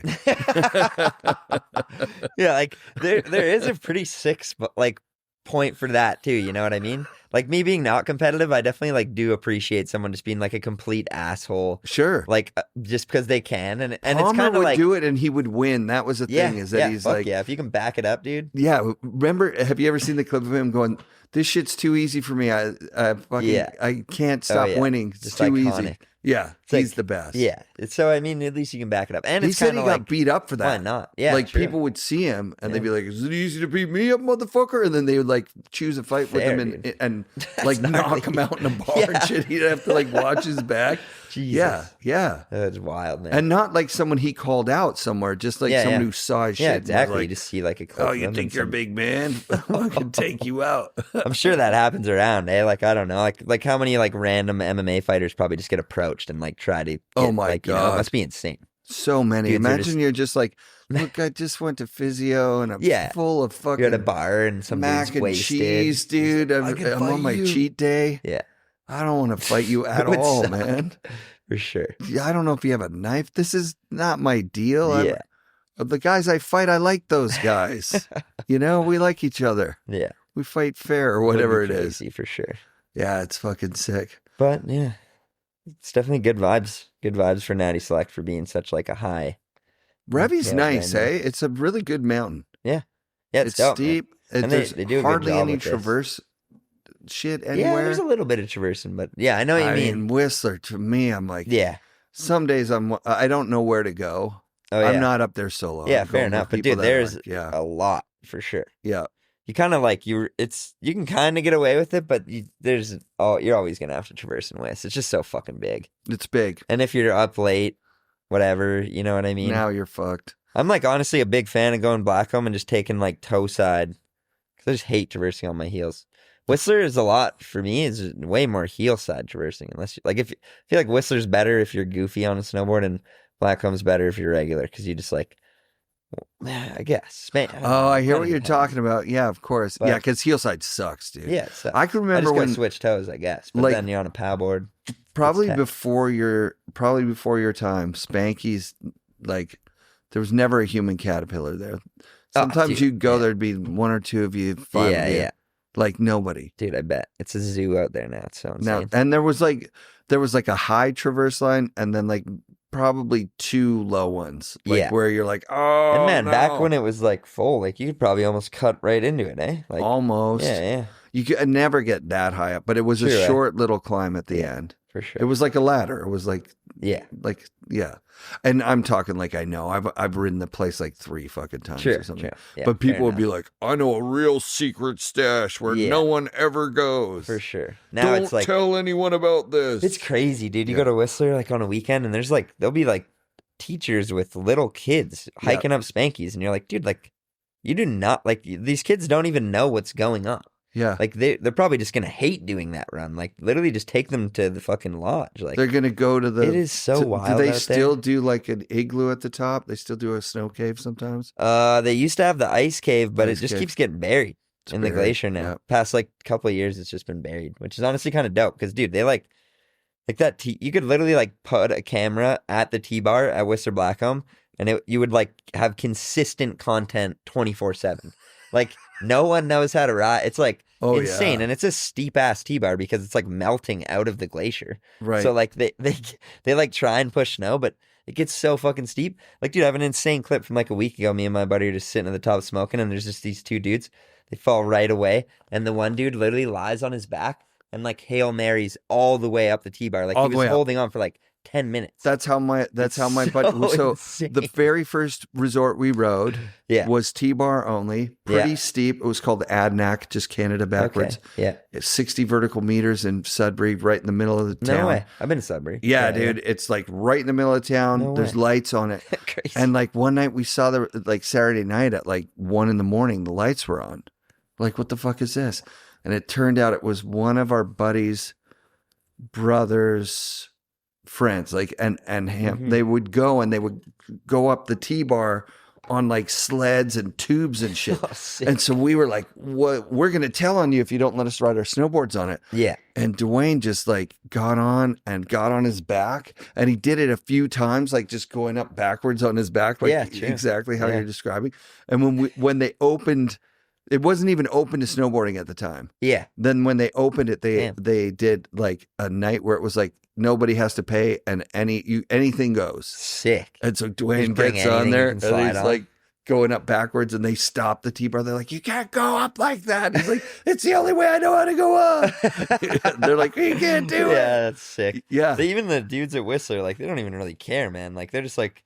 You have the clip of the guy coming up. It looks like insane. It's pretty steep. Like that's the same one that I used to work with, Momentum, and it was like tech. Like I would literally ski sometimes just so I didn't have to fucking go up that T-bar with one leg. Like my legs were like torch some days. Like you take that thing like 200 times. Oh my god! And it's like vertical, and like I'd be like going switch, going like behind the back, like doing all these weird techniques to try and like you even out the wear. You tuck the leg, dude, you tuck the other leg. It's gnarly. Like 2 legs, hands. They're gonna remove it soon. I think it's like fully melting out in a couple of years. Like they're trying to put a chairlift there, but I honestly think they should just leave it, like because it's like a 20-minute hike, and it'll just make it like I don't know, man. Like Whistler needs to like stop. I mean, that's kind of a decent spot, I guess, but Whistler's spent so much time in the past few years just building more infrastructure to get people on the mountain. Yeah. They've never expanded. Like, I mean, they have in years past, but like for the last like 10 years, they just keep putting bigger gondolas. When did they open Flute? That was like 25 years ago or something. Yeah, it would have been, I wonder. I don't even know the opening day, to be honest, but it was a while ago. It used to be hike only. Like, and it was like the sickest like Symphony was like the newest chair that they put out. Symphony, for sure. right. That's what it was. Yeah. Right. They put in Symphony and it kind of wrecked. It was when I was like, I want to, maybe it was like, like 25 years ago, something, because it was when I was super young, because I don't even remember it really being built, but yeah, like, I mean, Pete's Peak's kind of dope, I guess. I actually kind of like that thing because you can go to Whist like quick, you know, it's like, oh, I want to go like rip this lap. It actually only takes 15 minutes. I've ended up down at Creekside when my car is parked over the other way, and I'm like, fuck. Oh, yeah.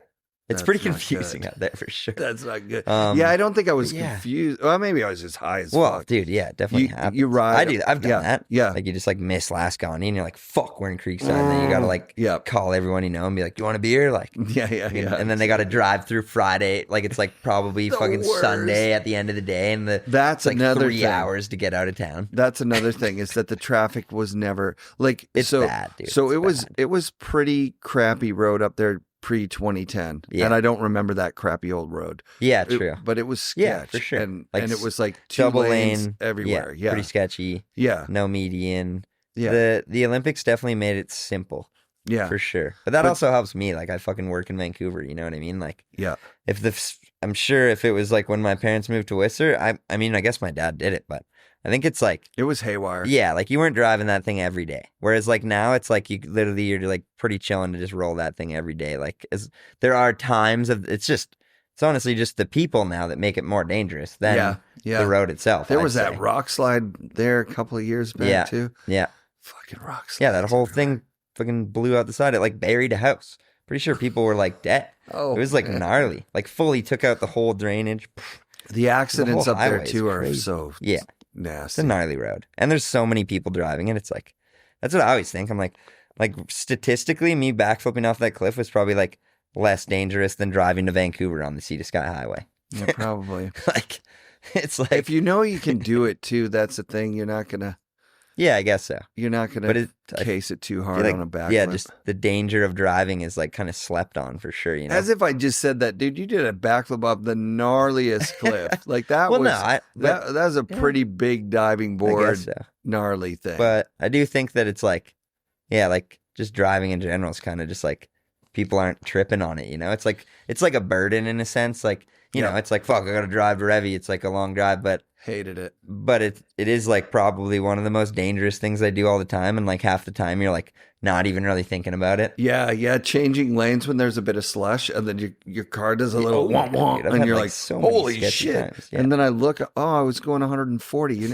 What the fuck? Definitely had some scenarios in the whip where I've like, been lucky, knock on wood again, just to fucking. Hey, you could win a new shit happens. You could win a new truck. Is that, I don't even know what the winning is. I think it's still 25,000 USD and a turbo, which is fucking awesome. Jeez, that would make your year. I heard it was a GMC, but yeah, I don't know. Well, GMC is sponsoring the thing. Yeah. So if they put a GMC that would be dope on too. the like line a new truck would be insane. I'd kind of like want a either Rivian. Way. I think I'd have to sell it. Yeah, that's the biggest winning I think they've given away so far. Is the Rivian, because he got like 120,000 Canadian for that thing. I think. Oh my god. Yeah. That's some life-changing money right there. Yeah, for sure, dude. Win the event. That's like pretty close to like, you know, when you hear of dudes back in the day fucking winning like $50K at the Aaron style. Truth. In like 2005 or something. Truth. That was so much money. I've had guys on the show said they considered more, but someone said they lost like $10K prize money. Gave it to someone to bring for them. No way. And it just never I can't even imagine like trying to cross a border with fucking $50,000. You're going across Europe, right? Check, cross country, yeah. For sure. Oh, that's crazy. Everybody's got like 10 grand in their ginch. Yeah. So the prize money here is dope. And they actually are pretty good with like, you know, like I think like pretty much all the athletes or like everyone does get travel budget when they come here. So you get like a little bit of money just for showing up. You also get like treated so well here. Like we're staying for free in like one of the dope, like it's like a dope hotel. You have your own room in this hotel? Yeah. Me and Yuki Kadono are sharing like a 2-bedroom. Yep. So we just have kind of like a main living quarters. The same thing. Yeah, it's like this one's a little bigger, I'd say. Or it's a little different of a layout. Ours might be a little smaller, but it's just like 2 bedrooms, super dope. You know, they got a hot tub here. We have 3 free meals a day. It's like insane. Like we're like living. My guy's leaving tomorrow, and I was like, maybe I'll just see if I can get the room for another couple days. Yeah. And I was like, oh shit, no, I can't. Yeah, I would have to get another job. Yeah, I just like looked it up on Google yesterday to come back here, and I was like, whoa, it's like $1,000 on Google. I was like, that is insane. And with like a discount. Yeah, it's insanity. Nuts. So yeah. Respect to them. Respect. They definitely put it out for the snowboarders, you know? I mean, it's a small group too. They're doing a really good job with like they're not running like a ton of people. Yeah. Yeah, they keep it pretty tight, which I do think is good. And they're really like, you know, like even pushing stuff like this. Like obviously we kind of like did this ourselves or whatever, but you know what I mean? Like you meet people and they're pushing media and they went to the media thing last night, right? Yeah, exactly. I've never been to anything like that in my life. Yeah, and it's like rad. Wait, but it was still kind of like vibey. Like it wasn't like they did a press good job. conference. No, it was like sit on the couches. There's lights set up. Good sandwiches. Good, unbelievable food. The whole thing was rad. Yeah, $38,000 coffee machine for free. Are you kidding me? Like they're just pumping out espresso. Yeah, and I'm like talking with. Who was I talking with? I was talking with Gigi. Yeah. And I look over, Travis is winking at me. Travis is like, he's such a, like, he's a good vibe. Oh, yeah. Like, he's putting together something that's insane. Dude, for sure. And like the amount just that one man helps everyone in this contest, it's like insane. Yeah, he became something different after Art of Flight. Like, him and Kurt Morgan getting together, making that movie. Doing something that was kind of impossible, you know what I mean? Yeah. Helicopters, filming helicopters, all these crazy shots and selling it to like big media as like a feature fucking film. 100%. He's literally like a modern day superhero for snowboarders. Like straight up. Yeah. Like he's like done the craziest shit when it comes to like any type of snowboarding. Yep. And like still to this day is like insane on the board and does all this shit. He kind of knocked it out of the park with some of those Alaska parts. Dude. How are they ever going to one up that stuff? That stuff was insane. Dude, yeah. Like, dude, I watched the other day, there's like front up 10 on fucking Chad's Gap. And like, people don't even like hit that. Like, I guess Sage did something insane on it. Sage is also just like, kind of like next gen jump god after Trav, I think. Like, he's just so good jumping. But, like, dude, Travis front up 10 on that, that's like, maybe never repeated and like just so iconic. Like that shit is fucking like he goes deep too. Like, and then he's like dark matter. You watch dark matter and like he's riding like the most ridiculous spine lines humanly thinkable. Like it's like you can't even like fucking find a way down this thing. Like most people would just end up lost and like with search and rescue, and this dude's just like charging like. Jumping off, he's such an animal. Man. He's an animal. Yeah, Terrier kind of did that. That was my generation's guy of that. Yeah. Was that no one could beat him in bank slums. That was later on. But like in the half pipe, he was going like way bigger than everyone else. Yeah. Way more control. And then when he took it to like big mountain lines, he was like so smooth. Yeah, for sure. And made shit that was like just impossible look like amazing. Dude, you know? I know that like ability to do is so insane. Like just to like, I don't know, like, like Terrier, Mueller, Blauvelt's like a big one for me too. Yeah. Just like, I'm trying to think like who else, but so many people just paint, you know, it's like just like natural ability. Like Manuel Diaz is another one too. Like having the ability to like pick out insane hits, longos, kind of like to see certain things in certain ways to like, literally with like the only intention of like floating on a snowboard, like catching air. It's like such a ridiculous plan, but they can like read the mountain like different than anyone can imagine to like blast a certain way and do a certain trick. Yeah. It's so crazy to like think. It's kind of like a method of insanity in a sense, but it's like beautiful at that. You know what I mean?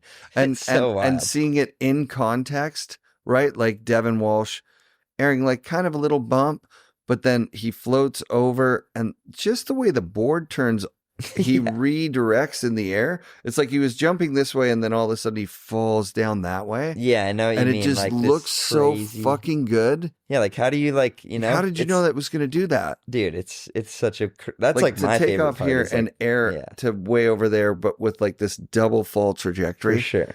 I've like, it's like a thing of beauty. It's crazy, man. It's nuts. For sure. And you like, guys have that. You guys with your clips, some of your clips in Whistler. Yeah. Like, and Cannon Cummings and those guys. Yeah, for like, sure. This new generation is like taking big cliffy stuff to like a smoothness level. Like, yeah, I know what you mean. Back in the day when guys would do big cliffs like that, they would body and drag their arm and I know what you mean. And for sure. Whereas like you guys have your landing styled. There's like, definitely more so with like kind of just like finding like bigger hits that work into like, you know, whatever, like a small, just like kind of switching things up, like maybe into a smaller tranny or like whatever that is. But I do still admire like, I don't know, like even like thinking Devin hitting like Stepmother, like I think it was even Mother back in the day, does like a fucking 100-foot switchback 5 and just like lands bolts. Like, it's insane to like even the, you know, like finding features like that and like making that work is like so ridiculously insane. It's like wild to even think humanly possible. True. Like that. Yeah. Yeah. But, and back then the incentive was money. Like they'd get paid pretty good. Yeah. And they'd have filmers pushing them. Yeah, and all for sure. That stuff. Danger pay, baby. Bring it back. Yeah. And now you guys are kind of doing it because you can. It for feels sure, dude. Like that's how it looks. Literally, it's how it works in the movie industry. Like if you like tell someone that they're gonna like make a certain amount of money for what they're like, if you're like, oh, you'll get fucking $1,000 more if you do this, like they're fucking probably gonna do it. Like it's kind of shitty to say because it is sort of like there's probably some weird like logistics when it comes down to that for like insurance wise, like paying someone to do something. But like, yeah, dude, like that's like a way of humankind. Like give someone money. Like I don't know, people literally do anything for money. It's insane. So like, that's true. You know, like give someone money to do a fucking 100-foot switchback 5. Like hell yeah, that's like, in my opinion, the best way to spend money. I love it. Yeah, that's sure. epic. Yeah. Who are your guys right now that you look up to that you're like this kind of snowboarding? Actually, no, before we go there. Yeah. The MFM like style. Yeah, was that inspired by some jacket flappers from the past or kind of? Yeah. I've always been down with like some of the homies call it OJC. Just like might even have an Instagram. It was like Open Jacket Crew. Oh wow. Like when I used to film like street parts for Footy Fiend like 12 years ago. Sick. That was like a big thing. Like just like yeah, there was like a crew, Open Jacket Crew, and they were just super hyped on like Open Jacket Stee. It looks great. Dude, it looks dope. Like it's, you know, it's always got like a flair to it. It's really funny that it's actually even a thing. But yeah, just like right. That's why it's so much better. There's something about it. It makes you like bigger. Dude, you know like a no flamingo, gloves. It'll like pop its like its little flappers to like make it seem more masculine. Like it's kind of like that swag. But MFM, always been a huge fan of that dude. Like just sleeper style, like no movement, fucking cab 3. I was saying it earlier to you when we were just chatting, but it's honestly like hard to like commit to like you want to do shit like that these days, but like you go out in the backcountry and you're kind of just like, fuck, like just like there's like a natty hit or like whatever, you're trying to hit something and you kind of want to do something different all the time. Like you're like, oh, like I feel like that's what a lot of my shit is about. Like I'll like go to the backcountry and go to a cliff and like try something that I've like never done because I'm just like, oh, like wouldn't it be crazy to like try a switch rodeo on a cliff? Like no one, like, you know, like whatever. But so you're like hucking all these weird things, but then you like look back and you're like literally see like Devin do a half cab and it's like so steep. It's so steep because he's just got like good style and is like comfortable doing it. Yeah. But it's hard to commit to doing shit like that because you always want to be that dude that's like pushing the level or like whatever. And if that's not your thing, right, and it's already been done, and like exactly. how do you one up a Devon clip from 30 years ago that's impossible. Just so fucking good? Seems literally impossible to film a better part than 80% of the movies put out in like within like the 1995 to like 2008 era. It's cool to hear you say it because I think a lot of old guys, maybe I'm back in the past here. I think they looked at like modern snowboarding and went like, as if you're going to do shit that's already been done. Yeah, at places that it's already been done. Like, 100%. What are you talking about? Yeah. How come it's not progressing?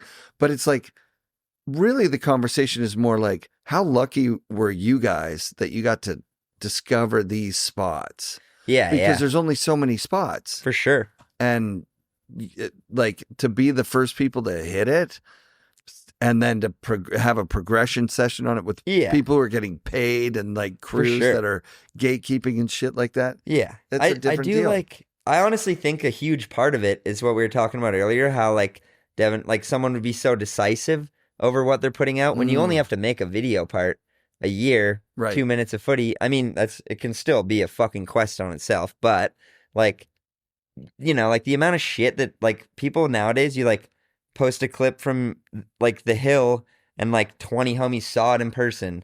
Fucking 10,000 people saw it on Instagram. And then like whatever, fucking 20,000 people saw it with your filmer that filmed it on film. It's just like so less like of a choice of being like, okay, like I'm going to film a part and then you like trim shit and you like put out dope shit. And then it like all these movies back in the day were like maybe, you know, like some of them are smaller, but you say like 20 riders. And it's like all their dope as shit. as you said, like people like MacDog, the producers, they're like harsh on cutting shit. So they're cutting clips and like making sure that they like what the other person's doing. So nowadays you get these projects where it's like 2 people working on one video, and you like need to make a fucking video because you made a fucking proposal and promised all these dates and posts and fucking stories. And then your video is 2 people, so you have to fill it with a bunch of filler. And it's like, sure, there's some dope clips or whatever, but it's like kind of garbage. Like compared to like a fucking standard films from 2004. Yeah. It's because like those guys were on a trash. mission, right? Yeah. It's almost trash, right? So I think that definitely, it dims the snowboarding down nowadays, because there still definitely is shit being done that's like pushing the limit and what is possible. Yep. You know what I mean? Like there's, like dudes like Travis fucking riding crazy spine walls. There's like homies doing tricks on natural features that have like never been done before. Totally. Like even last year riding with Torgier, he's like fucking did a cab 12 on form step down, like in like shitty conditions, like just like madman, you know, and like that's never been done. Fucking. That's right. So there is these like situations, but I do think that just the level of snowboarding that you saw back then compared to what the average was is like blending. Like nowadays there's so much content that there's like all these different levels of snowboarding that kind of just blend together, as opposed to where back then it was like really fucking good people. Yeah. And like people that like, you know, it's like your mom who's like Billy snowboards, he smokes weed, like don't do that, you know? Yeah, totally. So it kind of brings this whole fucking like middle ground and just kind of dullness in a sense. Yeah, man, I'm glad that you got to feel some of that sharpness. I'm kind of old too. Before. Like I'm sure there's kids that are 20 that are just kind of like, snowboarding's better than ever. But well, have you noticed like now that you're getting like now you're in your 30s? Yeah.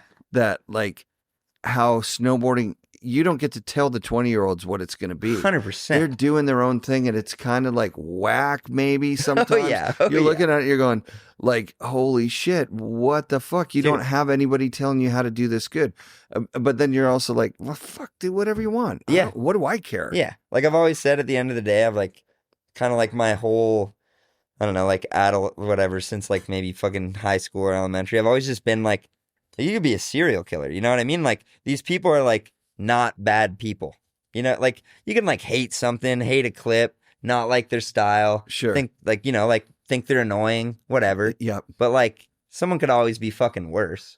So like, worse, right. I think the best way to deal with shit that you don't like is to just like try and fucking scheme it out. You know, like people are always like, oh, like Instagram sucks, it shows me this. Like hit the not interested button or whatever. Like you can literally shut it out. Yep. And you kind of just got to do that with some things in life when you're like in the sport for so long. Mm-hmm. And nowadays with the way the internet is, you kind of just need to be able to be like, that's going to happen. And like maybe you could just comment lord it and fucking just throw out some hate. But like for the most part, it's probably better just to like, you know, whatever, fucking hit not interested or like just like pass by and be like, you know, like look at the next clip that's maybe good. I think that's like a 30s version of my 50s version of life philosophy, which is just, if being comfortable is like what you desire, right? If you want to be comfortable, if you're looking around your life, you're like, what I would really like is comfort. The easiest way to get comfortable is to be more comfortable in a broader situation. Yeah. Right? Like if somebody comes in the room, you don't like them and now you're all fucked up, just they came in the room and still be comfortable. You just like upped your life by 100%. Like a lot. You know what I mean? And if you just kind of start auditing the places where you're getting mad, oh, that 20-year-old doesn't know what snowboarding is. Or those turtle butt pads look so insane. Why are those guys wearing? I'm like, you know what? Turtle butt pads? Yeah, I kind of like seeing them. I'm like, all right, so you're a beginner, you're having fun, welcome to the hill.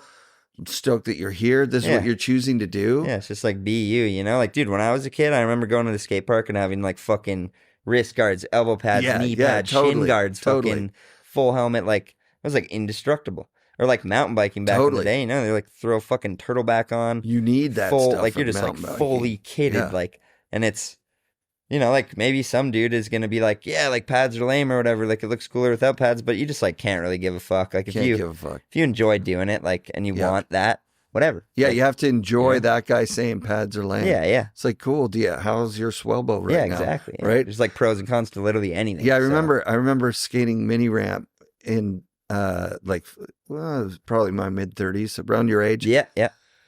And I was like, fuck, I wish there was something that could keep me from always hitting my elbow in the exact same spot and my knee. Like skateboarding does that, eh? It's like you get like one spot you each hit one on. spot. And then I realized I need knee pads and elbow pads. Yeah. Like I should just be riding with those because then I won't be hurt all the time. Yeah, for sure. And there's always like a little bit of a fucking guy in me that's like, fuck that. But same. At the same time, it's I like... I still ride no helmet. Yeah, for sure. Me too. Like, I'm like, oh, I like this hat. yeah. I'm a headband guy. Yeah. So shit, it's kind of just the way it goes. But I do think it's good. Like, if people want to be fucking safer, like, hell yeah. Be safe. Power to them.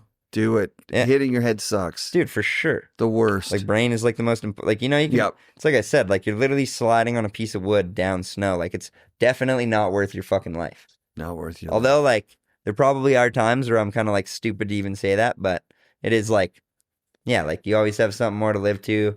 You always have fucking tomorrow to do whatever you want. Like it's, just definitely good to stay safe. Like in the stunt world, I'm definitely like, like you got to fall down some stairs, like hide some pads in those clothes. Like you're trying to have longevity. Yeah. Bailing your whole life. It's definitely good to wear pads. Yeah. And you're going to have to do it like 8 times or something. You need to. The only time I'm like against pads is like, sometimes I'm not a huge fan. I don't know. Like I remember Man Boys were kind of talking about this a while because those guys are like kind of no helmet dudes. Like they're all just like, they're kind of in that era, but they're maybe some like they'll throw a helmet on here and there, but I can't. I think of each of them and I'm thinking them in a helmet, I'm like, I think maybe he did have a helmet at some point. Nope. Yeah, like maybe Rasman because he's been riding some like pretty buck stuff, but honestly, like probably not really. Like even E-Jack, not really a helmet dude. No.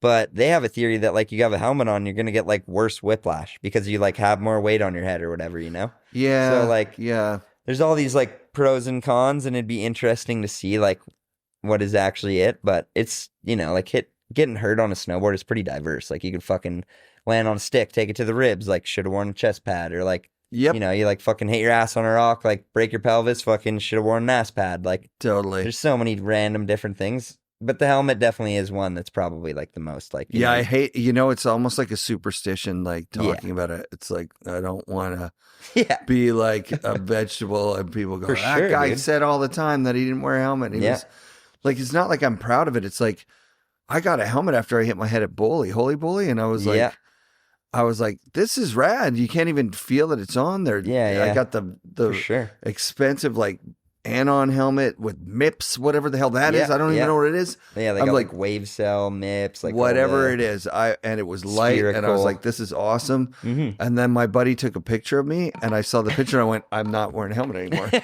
It's not happening. That's the constant struggle for sure. It's just not happening the with old the helmet. Alien head, like I don't know. It just looks so weird. For me, it depends. Like, I honestly like. Because I switch in and out of wearing a helmet quite a bit for like a normal person, especially because you ride a snowmobile. Yeah. Most people that ride a snowmobile wear a full face. Full face, yeah. But like I usually just run the fucking half cap on the snowmobile because like it is kind of dumb. Like it depends like on certain times. If you're going like 30 kilometers down a cat road and you're trying to go 100K, you should probably be wearing a fucking full face because that's like driving a We dirt never bike. even wore helmets back in the day. Yeah, fair enough. I no still have bags, homies that no won't. helmet. Like, serious. Yeah. But I do think that there's like a part in me where if I wear the half cap, I like am not gonna roop as hard. You know what I mean? Because I'm not really like a crazy sledder. Like I can like, I can get around. I've been sledding for whatever, like 6-7 years. Like I can like get to places and like climb a hill here, fucking go up something steep there, whatever. But I'm like definitely not like eyeing up shit and like trying to jump. I like fuck my wrist up biking too, so that's helping a lot with not sledding hard. Not sledding hard. But I'm out there to like board for the most part. Right. I was always that. I was like, when we would lose homies to sledding, and I just mean they would be like, I don't even bring a board anymore. Yeah. Like, what? Really? You're such a good snowboarder, as if. Yeah. But I see it. I see it when you're out there. Like, there's stuff that dudes are doing that's just so sick. And you're just like, there's definitely like a redneck in anyone that loves the sound of just like ripping a chainsaw or like whatever, like just going ham on a machine and like blasting through POW. Has anyone got an electric sled out there yet? What do they I've seen like? some, like Taiga have them, but I think they just suck because electronics suck in the cold. Yeah. So they just like never end up you don't have that doing much. Yeah, and the turbos. Oh my god, it sounds so weird, loud. like the track and the rollers running with no engine. Like it kind of just sounds like shit. Yeah, like it sounds like it's gonna break all the time. You're hearing the like awful sound. Yeah, of it you almost just need breaking. You need the like fucking engine rev just to like hide the whole mechanical issues of a snowmobile. Like, yeah, because they're so gnarly. Like, yeah, I swear if you could like hear all those things, like people would just be like, oh, like I'm on like a ticking time machine. Like, yeah, they are crazy. not like a super advanced. Like not really. They're just made to run so hard or whatever. Yeah, you know what I mean. So like when shit blows up, it's like usually kind of hectic. Totally. They scare the shit out of me. Yeah. Really, they do. The last time I rode it, I had a sled. The last time I rode it, I thought I had to heli it out. Oh, no way. I called the heli, and the guy's like, it's $1,000. Fuck. And then someone said, just call a mechanic. Maybe he'll do it out there. And he did. Damn, no way. For way less. Yeah. Fair enough. Yeah. And it was rad. That's kind of sick. Yeah. Where was that at? Out Brandywine somewhere. Yeah, true. Yeah, sick. I thought that it was way out there. The mechanic was like, we weren't that far Yeah, up. those guys are fucking animals. They're animals. Yeah. People that are like people that sled specifically. Yeah. Nowadays. Animals. Like you have like a fucking brand new like 165 with like an extra can of gas clipped into your tunnel. Right. And you just go fucking so far. Because they're going way it's pretty sick. Yeah. Like I feel like when I'm like 50, it's like, that's like kind of like the equivalent to being like you like get old and you just want to like, whatever, like, I don't know, my dad rock climbs. It's like kind of low impact, super good on the butt. Sledding's not necessarily like great for your health, I guess, but it's like kind of, you can kind of take it easy. Riding in good snow is pretty soft on you. Like I feel like if I was like 50 and all my homies had like new turbos, it would be a pretty fucking good time. Yeah, it would. Yeah. My buddy Sean from the North Shore of Oahu. Oh yeah. They when the beaches started getting crowded for surfing, they started getting jet skis and just like jet ski towing into like point breaks that were far out. Sick. Not huge stuff. Yeah. Just like rad stuff. It's like the evolution in a sense. You know what I mean? Like get a machine that fucking rips and like use it to rip. Yeah. Yeah. Definitely makes sense. Yeah. Going out to Seagram's and just being like, this is what we get if we put in this effort. Yeah. The best shit in the world. It's pretty insane. Dude, like, even, I've grown up in Whistler, been sledding here, or in Whistler forever. Sledded here a bit too.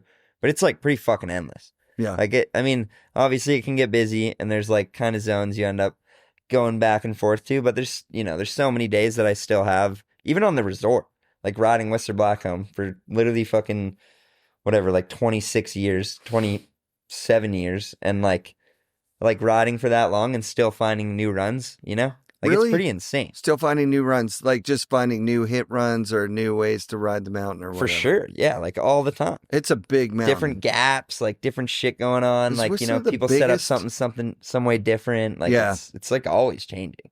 It's pretty dope. That's funny because I went there and rode the same hit run last year that we rode in 1994. No way. Yeah. Hell yeah. And that's a cool part about it too, right? Like you really get to know, like, I don't know. There's definitely like runs I know where I can kind of, you just like feel comfortable going like 120K and like ollieing off every roller because you just like know it. Right. Yeah. Exactly. But then there's times where I'm like freaking dicking around over in like Crystal up in CBC or something and I like end up on something. And I'm like, I don't think I've ever stood here before. You know what I mean? Like rad. It happens. Yeah, so that's so rad. It's pretty sick. For sure. You remind me of Red Gerard. When I interviewed Red Gerard, oh yeah, he had won the Olympics, so I kind of in my heart I thought that meant something about him. Yeah, and I was so stoked to find out that he was like, that didn't mean that at all. Yeah, true. He was like, my parents made me do it. I want to go ride in the backcountry and I want to film. I don't really want to compete. Yeah. He's like, it was just another contest, and I honestly don't even know if I've like met Red. Maybe like super briefly, but yeah, because he spends time out in West. Yeah, he must. Yeah, maybe I've ran into him at like a bar or something. I honestly can't remember though if I have, but I hear good things. Yeah, my girlfriend's like super into his sister's fucking like cookbook or something. Doesn't he have a whole bunch of siblings? Yeah.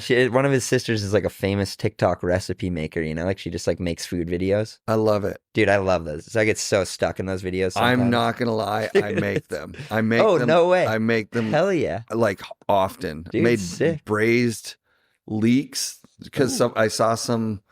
It's the same lady. Whatever she makes, I'm like, I like that. Braised leeks in like a white wine butter sauce. It was insane, dude. That sounds dope. Yeah, it was super good. I'm pretty bad at chefing, to be honest. Like I can make some shit. Just follow the Instagram thing. Yeah. Just follow what they do. It's actually sure. I like easy. never read ingredients. I'm like so bad. Like I'm like my dad. Like he'll like buy something new and just throw the instruction manual in the garbage and just be like that cooked. I'm like that cannot guy. do it. Yeah. I mean, all this equipment, like it's at defaults, dude. Yeah. Like, actually, no. When somebody be like, "Are you using the default?" Like someone who knows about cameras, get a little tip here and there. They'll just set them up. I'm like, you set them up. I'm not going to touch them. Yeah, I'm like that too. For like settings, but I do I'll take a sick photo, but I need everything to be prefabbed. I like messing around with shit and figuring it out. For sure. Instruction manuals don't do anything for me. Yeah. And just like the knee pads, then they do. You know what I mean? Then I'm like, wait. 100%. Fuck, I just should have just read I recycled that, didn't I? Like, the little whatever, instant card that tells you the like quick start thing. At least nowadays we're a little better off. Just Google it. But yeah, actually, that's what I've been doing. Throw out the instructions. I have a little flying camera. Like it's a drone, but it's like a follow cam drone. Okay, and it's yeah. Like really lightweight. Sick. And you just like bleep, and then it's Those up and it follows insane. you. Yeah. They go slow. My buddy, Jack McDougall was running one of those for a bit. He like did like a ad for one, and he was just like ripping the bike in the summer. I saw it, and it was pretty sick. He actually had a funny one though, where he like. I think he like got a new one and literally broke it the first time, like dropped in and it like hit the tree right away. Bam. And it's busted. Mine's broken actually. True. Yeah. They break. Yeah, they definitely fucking. Mine just the plastic around it's broken, but it still flies. Yeah. It's pretty epic. Sometimes it doesn't do what it's supposed to do. It just like lands. Yeah, I've had some drones like come out of the sky on me for sure. Oh, that's the worst. Nothing like crazy though. Like, like talking about Derek, like I'm sure some of those do like if imagine one of those flying away or whatever. I don't even know if you can have. They probably can't have that happen. I wonder how dialed they are with that. They must be pretty good. But I bet they're running 100%. I bet they've never lost a drone. You'd hope so. They probably crashed a drone. One of those Reds or something. Someone's got to have fucking crashed a Red somewhere. It's like got to have happened. Most of that shit is under insurance. I assume, like especially that's their business, right? Full production cameras too. Like you got a $50,000 Red camera with a gimbal on a drone. It's probably insured. Yeah, I guess so, right? Yeah, they got that Russian arm and that BMW. Yeah, that's insane. Dude, they got some sick rigs. They got sick rigs. Yeah, they're just like they got to do what they want to do. Dude, which is it's dope. Awesome. Yeah, I think Derek might have. I can't remember if he came up to Cody's engagement party the other day, but sometimes I'll randomly see him. Cody got engaged. Yeah. Like Cody. Maybe like not the guy on airtime on the mic. Okay, that Cody. It's like this other. It's the homie I mentioned earlier, who's like I kind of grew up with him in Wiss. He's a bit of a sleeper. Yeah, he's not like crazy on the internet or anything, Yeah. Cody is crazy on the internet. Dude, Cody 69 is hilarious, dude. That guy is very shit. funny. He is not married. That's what I was saying. Yeah. He was up for the whiskey documentary. In Wiss, and he was getting belligerent. Hell yeah. He's pretty wasted. Yeah. Yeah, he likes to get a little loose. Yeah, we all did back in the day. Yeah. He would have been got like that energy. Baseline for back then. Yeah. Like really, like that was just the baseline. For sure. And then some people were really bad. Yeah. And then I kind of went through like a phase in my 20s, but now I'm kind of just like, I'm not a huge get wasted guy. I'll definitely drink, but I just like eating a huge meal and having some drinks. I'm not trying to be like belligerent. Sometimes it's worth it, but yeah, I mean, like once, maybe a couple times a year. Yeah, I was looking around at like the celebrity like setup down here. Yeah, at the bar. Oh yeah, and I was like, if this was the old days, by 9:00, someone would be behind the bar pouring free drinks. Oh yeah, security would be dragging them out. Well, I think like JF was kind of that era, and he's probably going the hardest down there. He's probably down there right now taking fireball shots. There's a good chance he's not wreaking havoc anymore. No. He's got 2 daughters. Like he can't. Yeah, like ripping his shirt off. He probably still would. He might, but he'll do it like a bit more. Like he probably might not get thrown out of there pouring drinks down other people's throats. You know probably what I mean? not. I'm sure he's done that in previous years, but maybe he's got to set a bit of an example. Of course, he's got his kids here, and they're ripping now. Dude, they're so ripping. Sick. One just went to Olympics. The Olympics. Yeah, Juliet, and then I don't really know them that well. I know JF better than the kids, which is kind of funny because they're probably closer age to me. But yeah, they're pretty. Dude, they're sick. They're sick. They have like good style. And you, we haven't said it in the interview, but you qualified first for natural selection. Yeah. On the first day. Yeah, it's not qualifying. You got your made spot. Finals. Yeah, you I don't really finals. know because it doesn't really matter too with the qualifying anyway. Because I don't really know how they decide the head-to-head shit. I think it used to be like lowest score to highest score. I wonder if they still do that. Pick. It might be that. People used to get to pick. True, eh? Like they would vote on it. I don't remember. I wonder how it worked. No, they drew names. They drew numbers. Because remember 1 year Rasmus was like, I'm going to go against Travis. Like, let's just make it happen. Yeah, true. I'm taking it. I do remember that. Yeah. I'm going to go I wonder. 100%. But yeah, for us, I think they were just kind of like either randomly selected or it honestly might have been a high to low score. I don't really know, though. They might have selected you guys for like excitement level too, right? Yeah, maybe. Yeah. Did you see the Turtle Box edit of the music thing yet? I don't think so. Oh, you'll see it when it happens. It's so funny. Yeah? It's really true, good. Eh? It's really good. Sick. The production value on everything NST is like next level. It's pretty insane. Yeah. Sure. Dude, like, I've been getting Turtle Boxes at the Yin Yang. Like, it's insane. I got so many Turtle Box speakers now. Really? It's fucking dope. I mean, they hooked it up too. Shout out Turtle Box. They I was kind of like told I would get one of those big boombox kind of ones. Sure. Last year when I was here. Yeah. And then I never got it because they were giving them they had a couple to give away, but they were giving them more to the athletes that were traveling far. Okay. Because they could ship them easier to like somewhere close. Yeah.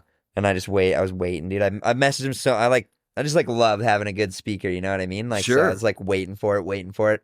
Around like do whitewater rafting trips all summer and shit, and it's dope. Like the best to have a good speaker. Oh yeah, dope. So they finally sent a couple over after I bugged them a couple more times. Like I think BMO got on their team. They posted BMO on the team, and I was like, still waiting for mine from Natty Select, and they fucking tapped in and sent me a couple, and then instantly after I go on bomb hole, get another freshie, and then come here, get another. I'm like, boom, I'm set. You're set for life. I got like surround sound speaker system in the house now. It's sick. Yeah, that's pretty awesome. Yeah, Yeti reached out to me. Sick. And Yeti's were like like, dope one. We're gonna send you a couple of like sippy cups. Yeah, I don't know what they're called. Here. They're awesome. They're the best. Yeah.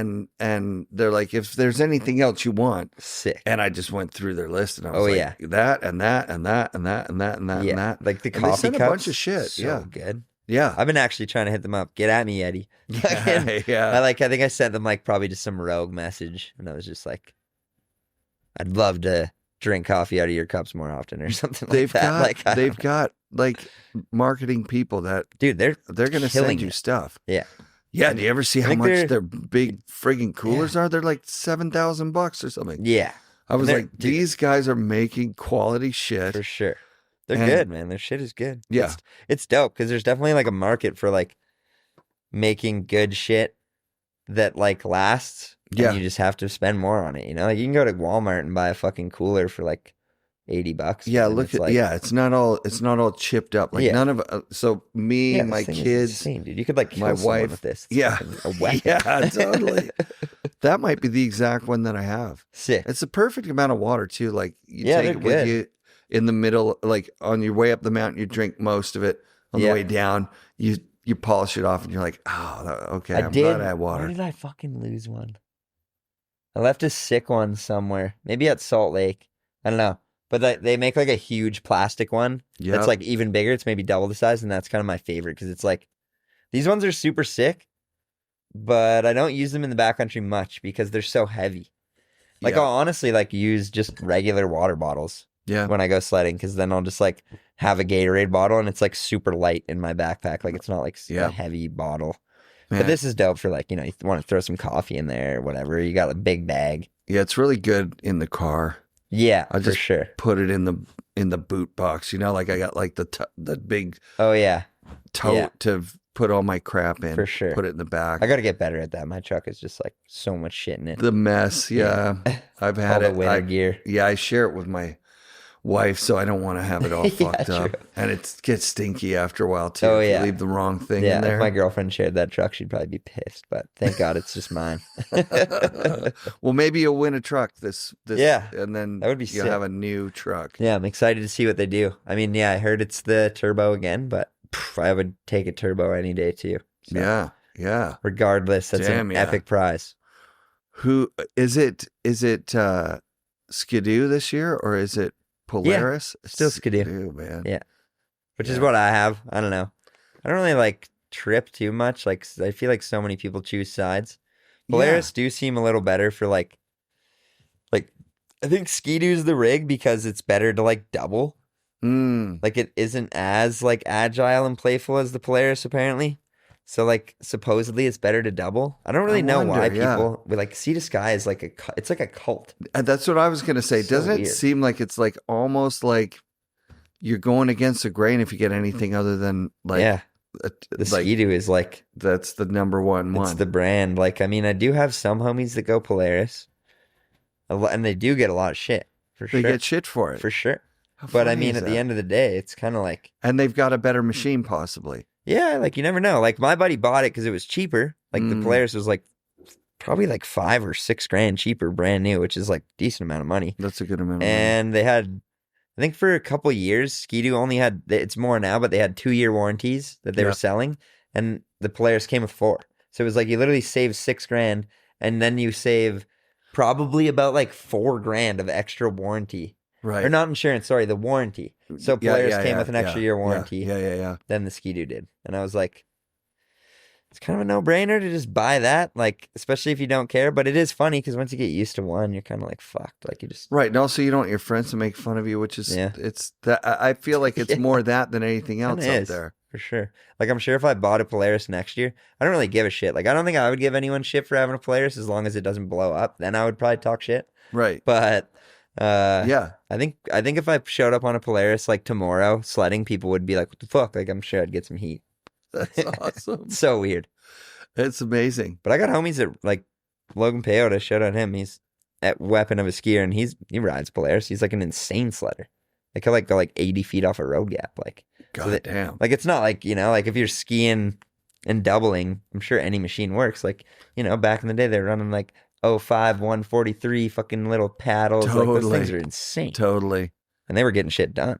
Yeah, I've tripled. I didn't know how bad it was for the sled. It fucked it up probably, actually. Oh, yeah. Well, triple? Yeah. I do that like every day. You triple every day? Yeah, for sure. I have like a brand new sled, so I'm just like, this thing can go anywhere. It can go anywhere. And like, I'm like pretty light. It gets a little much. Like, I don't think I'd triple with like, I got a couple big dog sled homies that, you know, like maybe like the one homie we always say is like he's like quarter ton of fun. Like probably like 250 or something on like a heavy day. He's getting a little skinnier, like losing weight. Yeah. Shout out Durs. But he's, I got some big friends. I don't think I'd triple with those guys. But if we got a couple small boys, like we'll fucking triple up there, no problem. Unfucking believable. Yeah, some people hate doubling even. I'm like, I love doubling. Yeah, there's something to it. It's just like, gotta do it. It's like, I feel like I'm always backwards too. Like, so if I'm riding brake or bitch or whatever, you never touch the brake. You just hang on, let the guy do what he's doing. Yeah, and you just kind of like chill. And if you kind of get in a flow with how they're driving. For sure. And it's funny how different it can be. Like, even just like sledding with random homies. Oh my God. Like, me and Jack Dukes, like, we sled quite a bit together. So we kind of like feel like we have a pretty good know each other. Kind of like going when we're doubling. We just like can get some shit done and we kind of stick to each other. But even my buddy Durs, like, I doubled with him a shitload for the last like 3 years, like filming, like, I don't know if you see, I made like Stay High 1 and 2, and he basically filmed the whole thing on his iPhone. Sick. But he's like, like 240, big dude, and we can double great. And I'm like like 140, 150. So I'm like way lighter, but somehow it just like, you just know how to do it. Click with people. You click. That's the thing. For sure. Yeah. It's like the same with anything, I guess. It is. Keep doing it and it'll get easier. Yeah, definitely. Yeah. Yeah, fuck. I should have kept my sled. I know I should have. Yeah, you don't have one anymore. No. Fair enough. They're pretty expensive. Oh, yeah.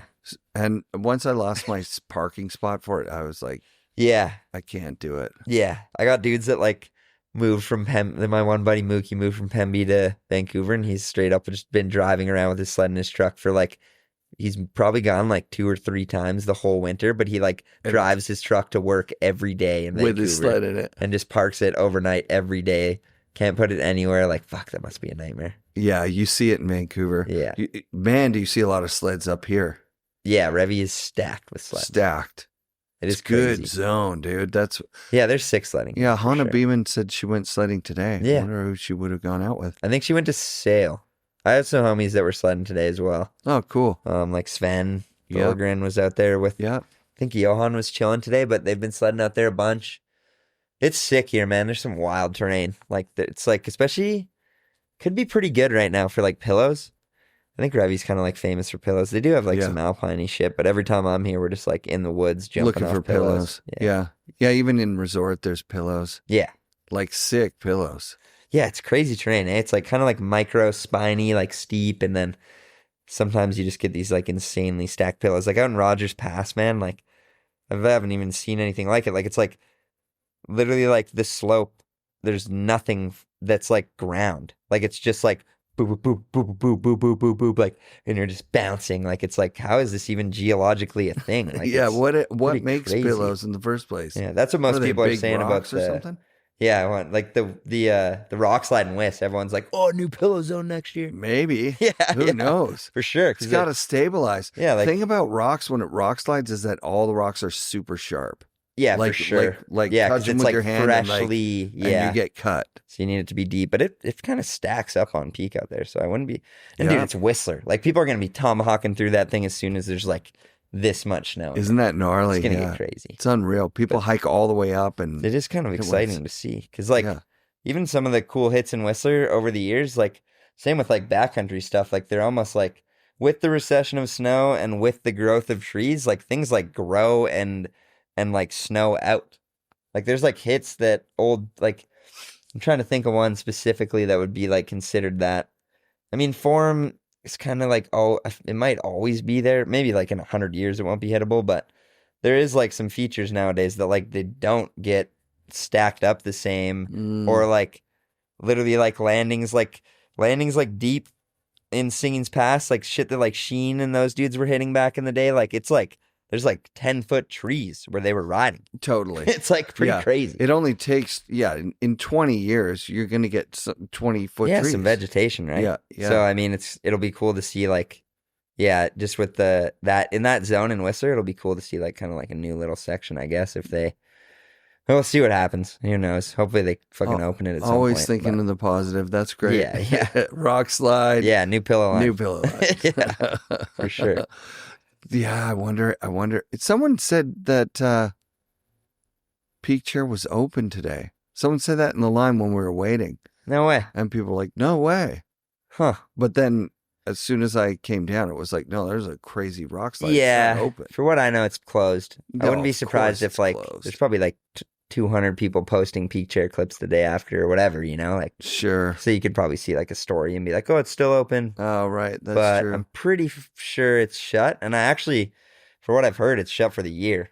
Yeah, of course. At least, right? Like, because they're trying to, like fucking get a rock slide. Of get course. a survey in there, like a surveyor, and like how dangerous is it right now? They don't know. They got to get someone in there. If that was to happen, like dude, it could have been catastrophic. So, oh man, yeah, they're definitely lucky in that sense that no one was in it. That they've announced, like, who fucking knows? I honestly like the biggest that like backpack explosion method is probably like the closest I can think to of like a logical explanation for how that happened.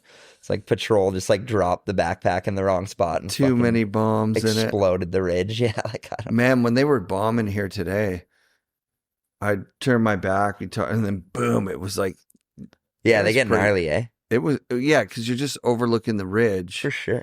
And sometimes you're in the backcountry in Whistler, and you can like, it like feels like they're gonna set bombs, like it's gonna like trigger shit where you are. Yeah, they had a line. Yeah, and it was like they did whatever that is, concussion impact. Okay, like they blew it up in the air. Yeah. And it caused like avalanches down like this big part of the face. I was like, damn, I've never seen a big avalanche like that in person. Yeah, I've never seen it. It's pretty crazy. Yeah, like it's just like the amount of force and shit. Yeah. Bombs are fucking gnarly. My mom used to like shoot bombs. Same with my dad, like patrol work. Those patrollers love their explosives. Oh yeah. Like that's like a point of like pride. I've thought about it for sure, being like, damn, it would be pretty sick to get an explosive ticket and be like a fucking avalanche mitigator. But it is kind of like the level's stepping up. Like I think Buff was involved with developing like it's like a weird one they use with the helicopters now. It's like some kind of like fucking sound wave or something. And now it's drones. Yeah, true. Now they got drones. Yeah. So then he said they were testing out drones for, actually he said they were testing out drones for LiDAR. So during the storm, they can fly these drones through the storm. Yeah. And watch snow accumulations in different zones in real time. Yeah, yeah. And then see when the avalanche goes off, so they can predict, they can build models for like, okay, that much snow, at that temperature, this thing slides. Damn, that's insane. Yeah, that it's going to be like avalanche forecasting is going to be so tech because of LiDAR. Yeah, Buff's the best, man. That guy's a genius. Yeah. He's a wizard.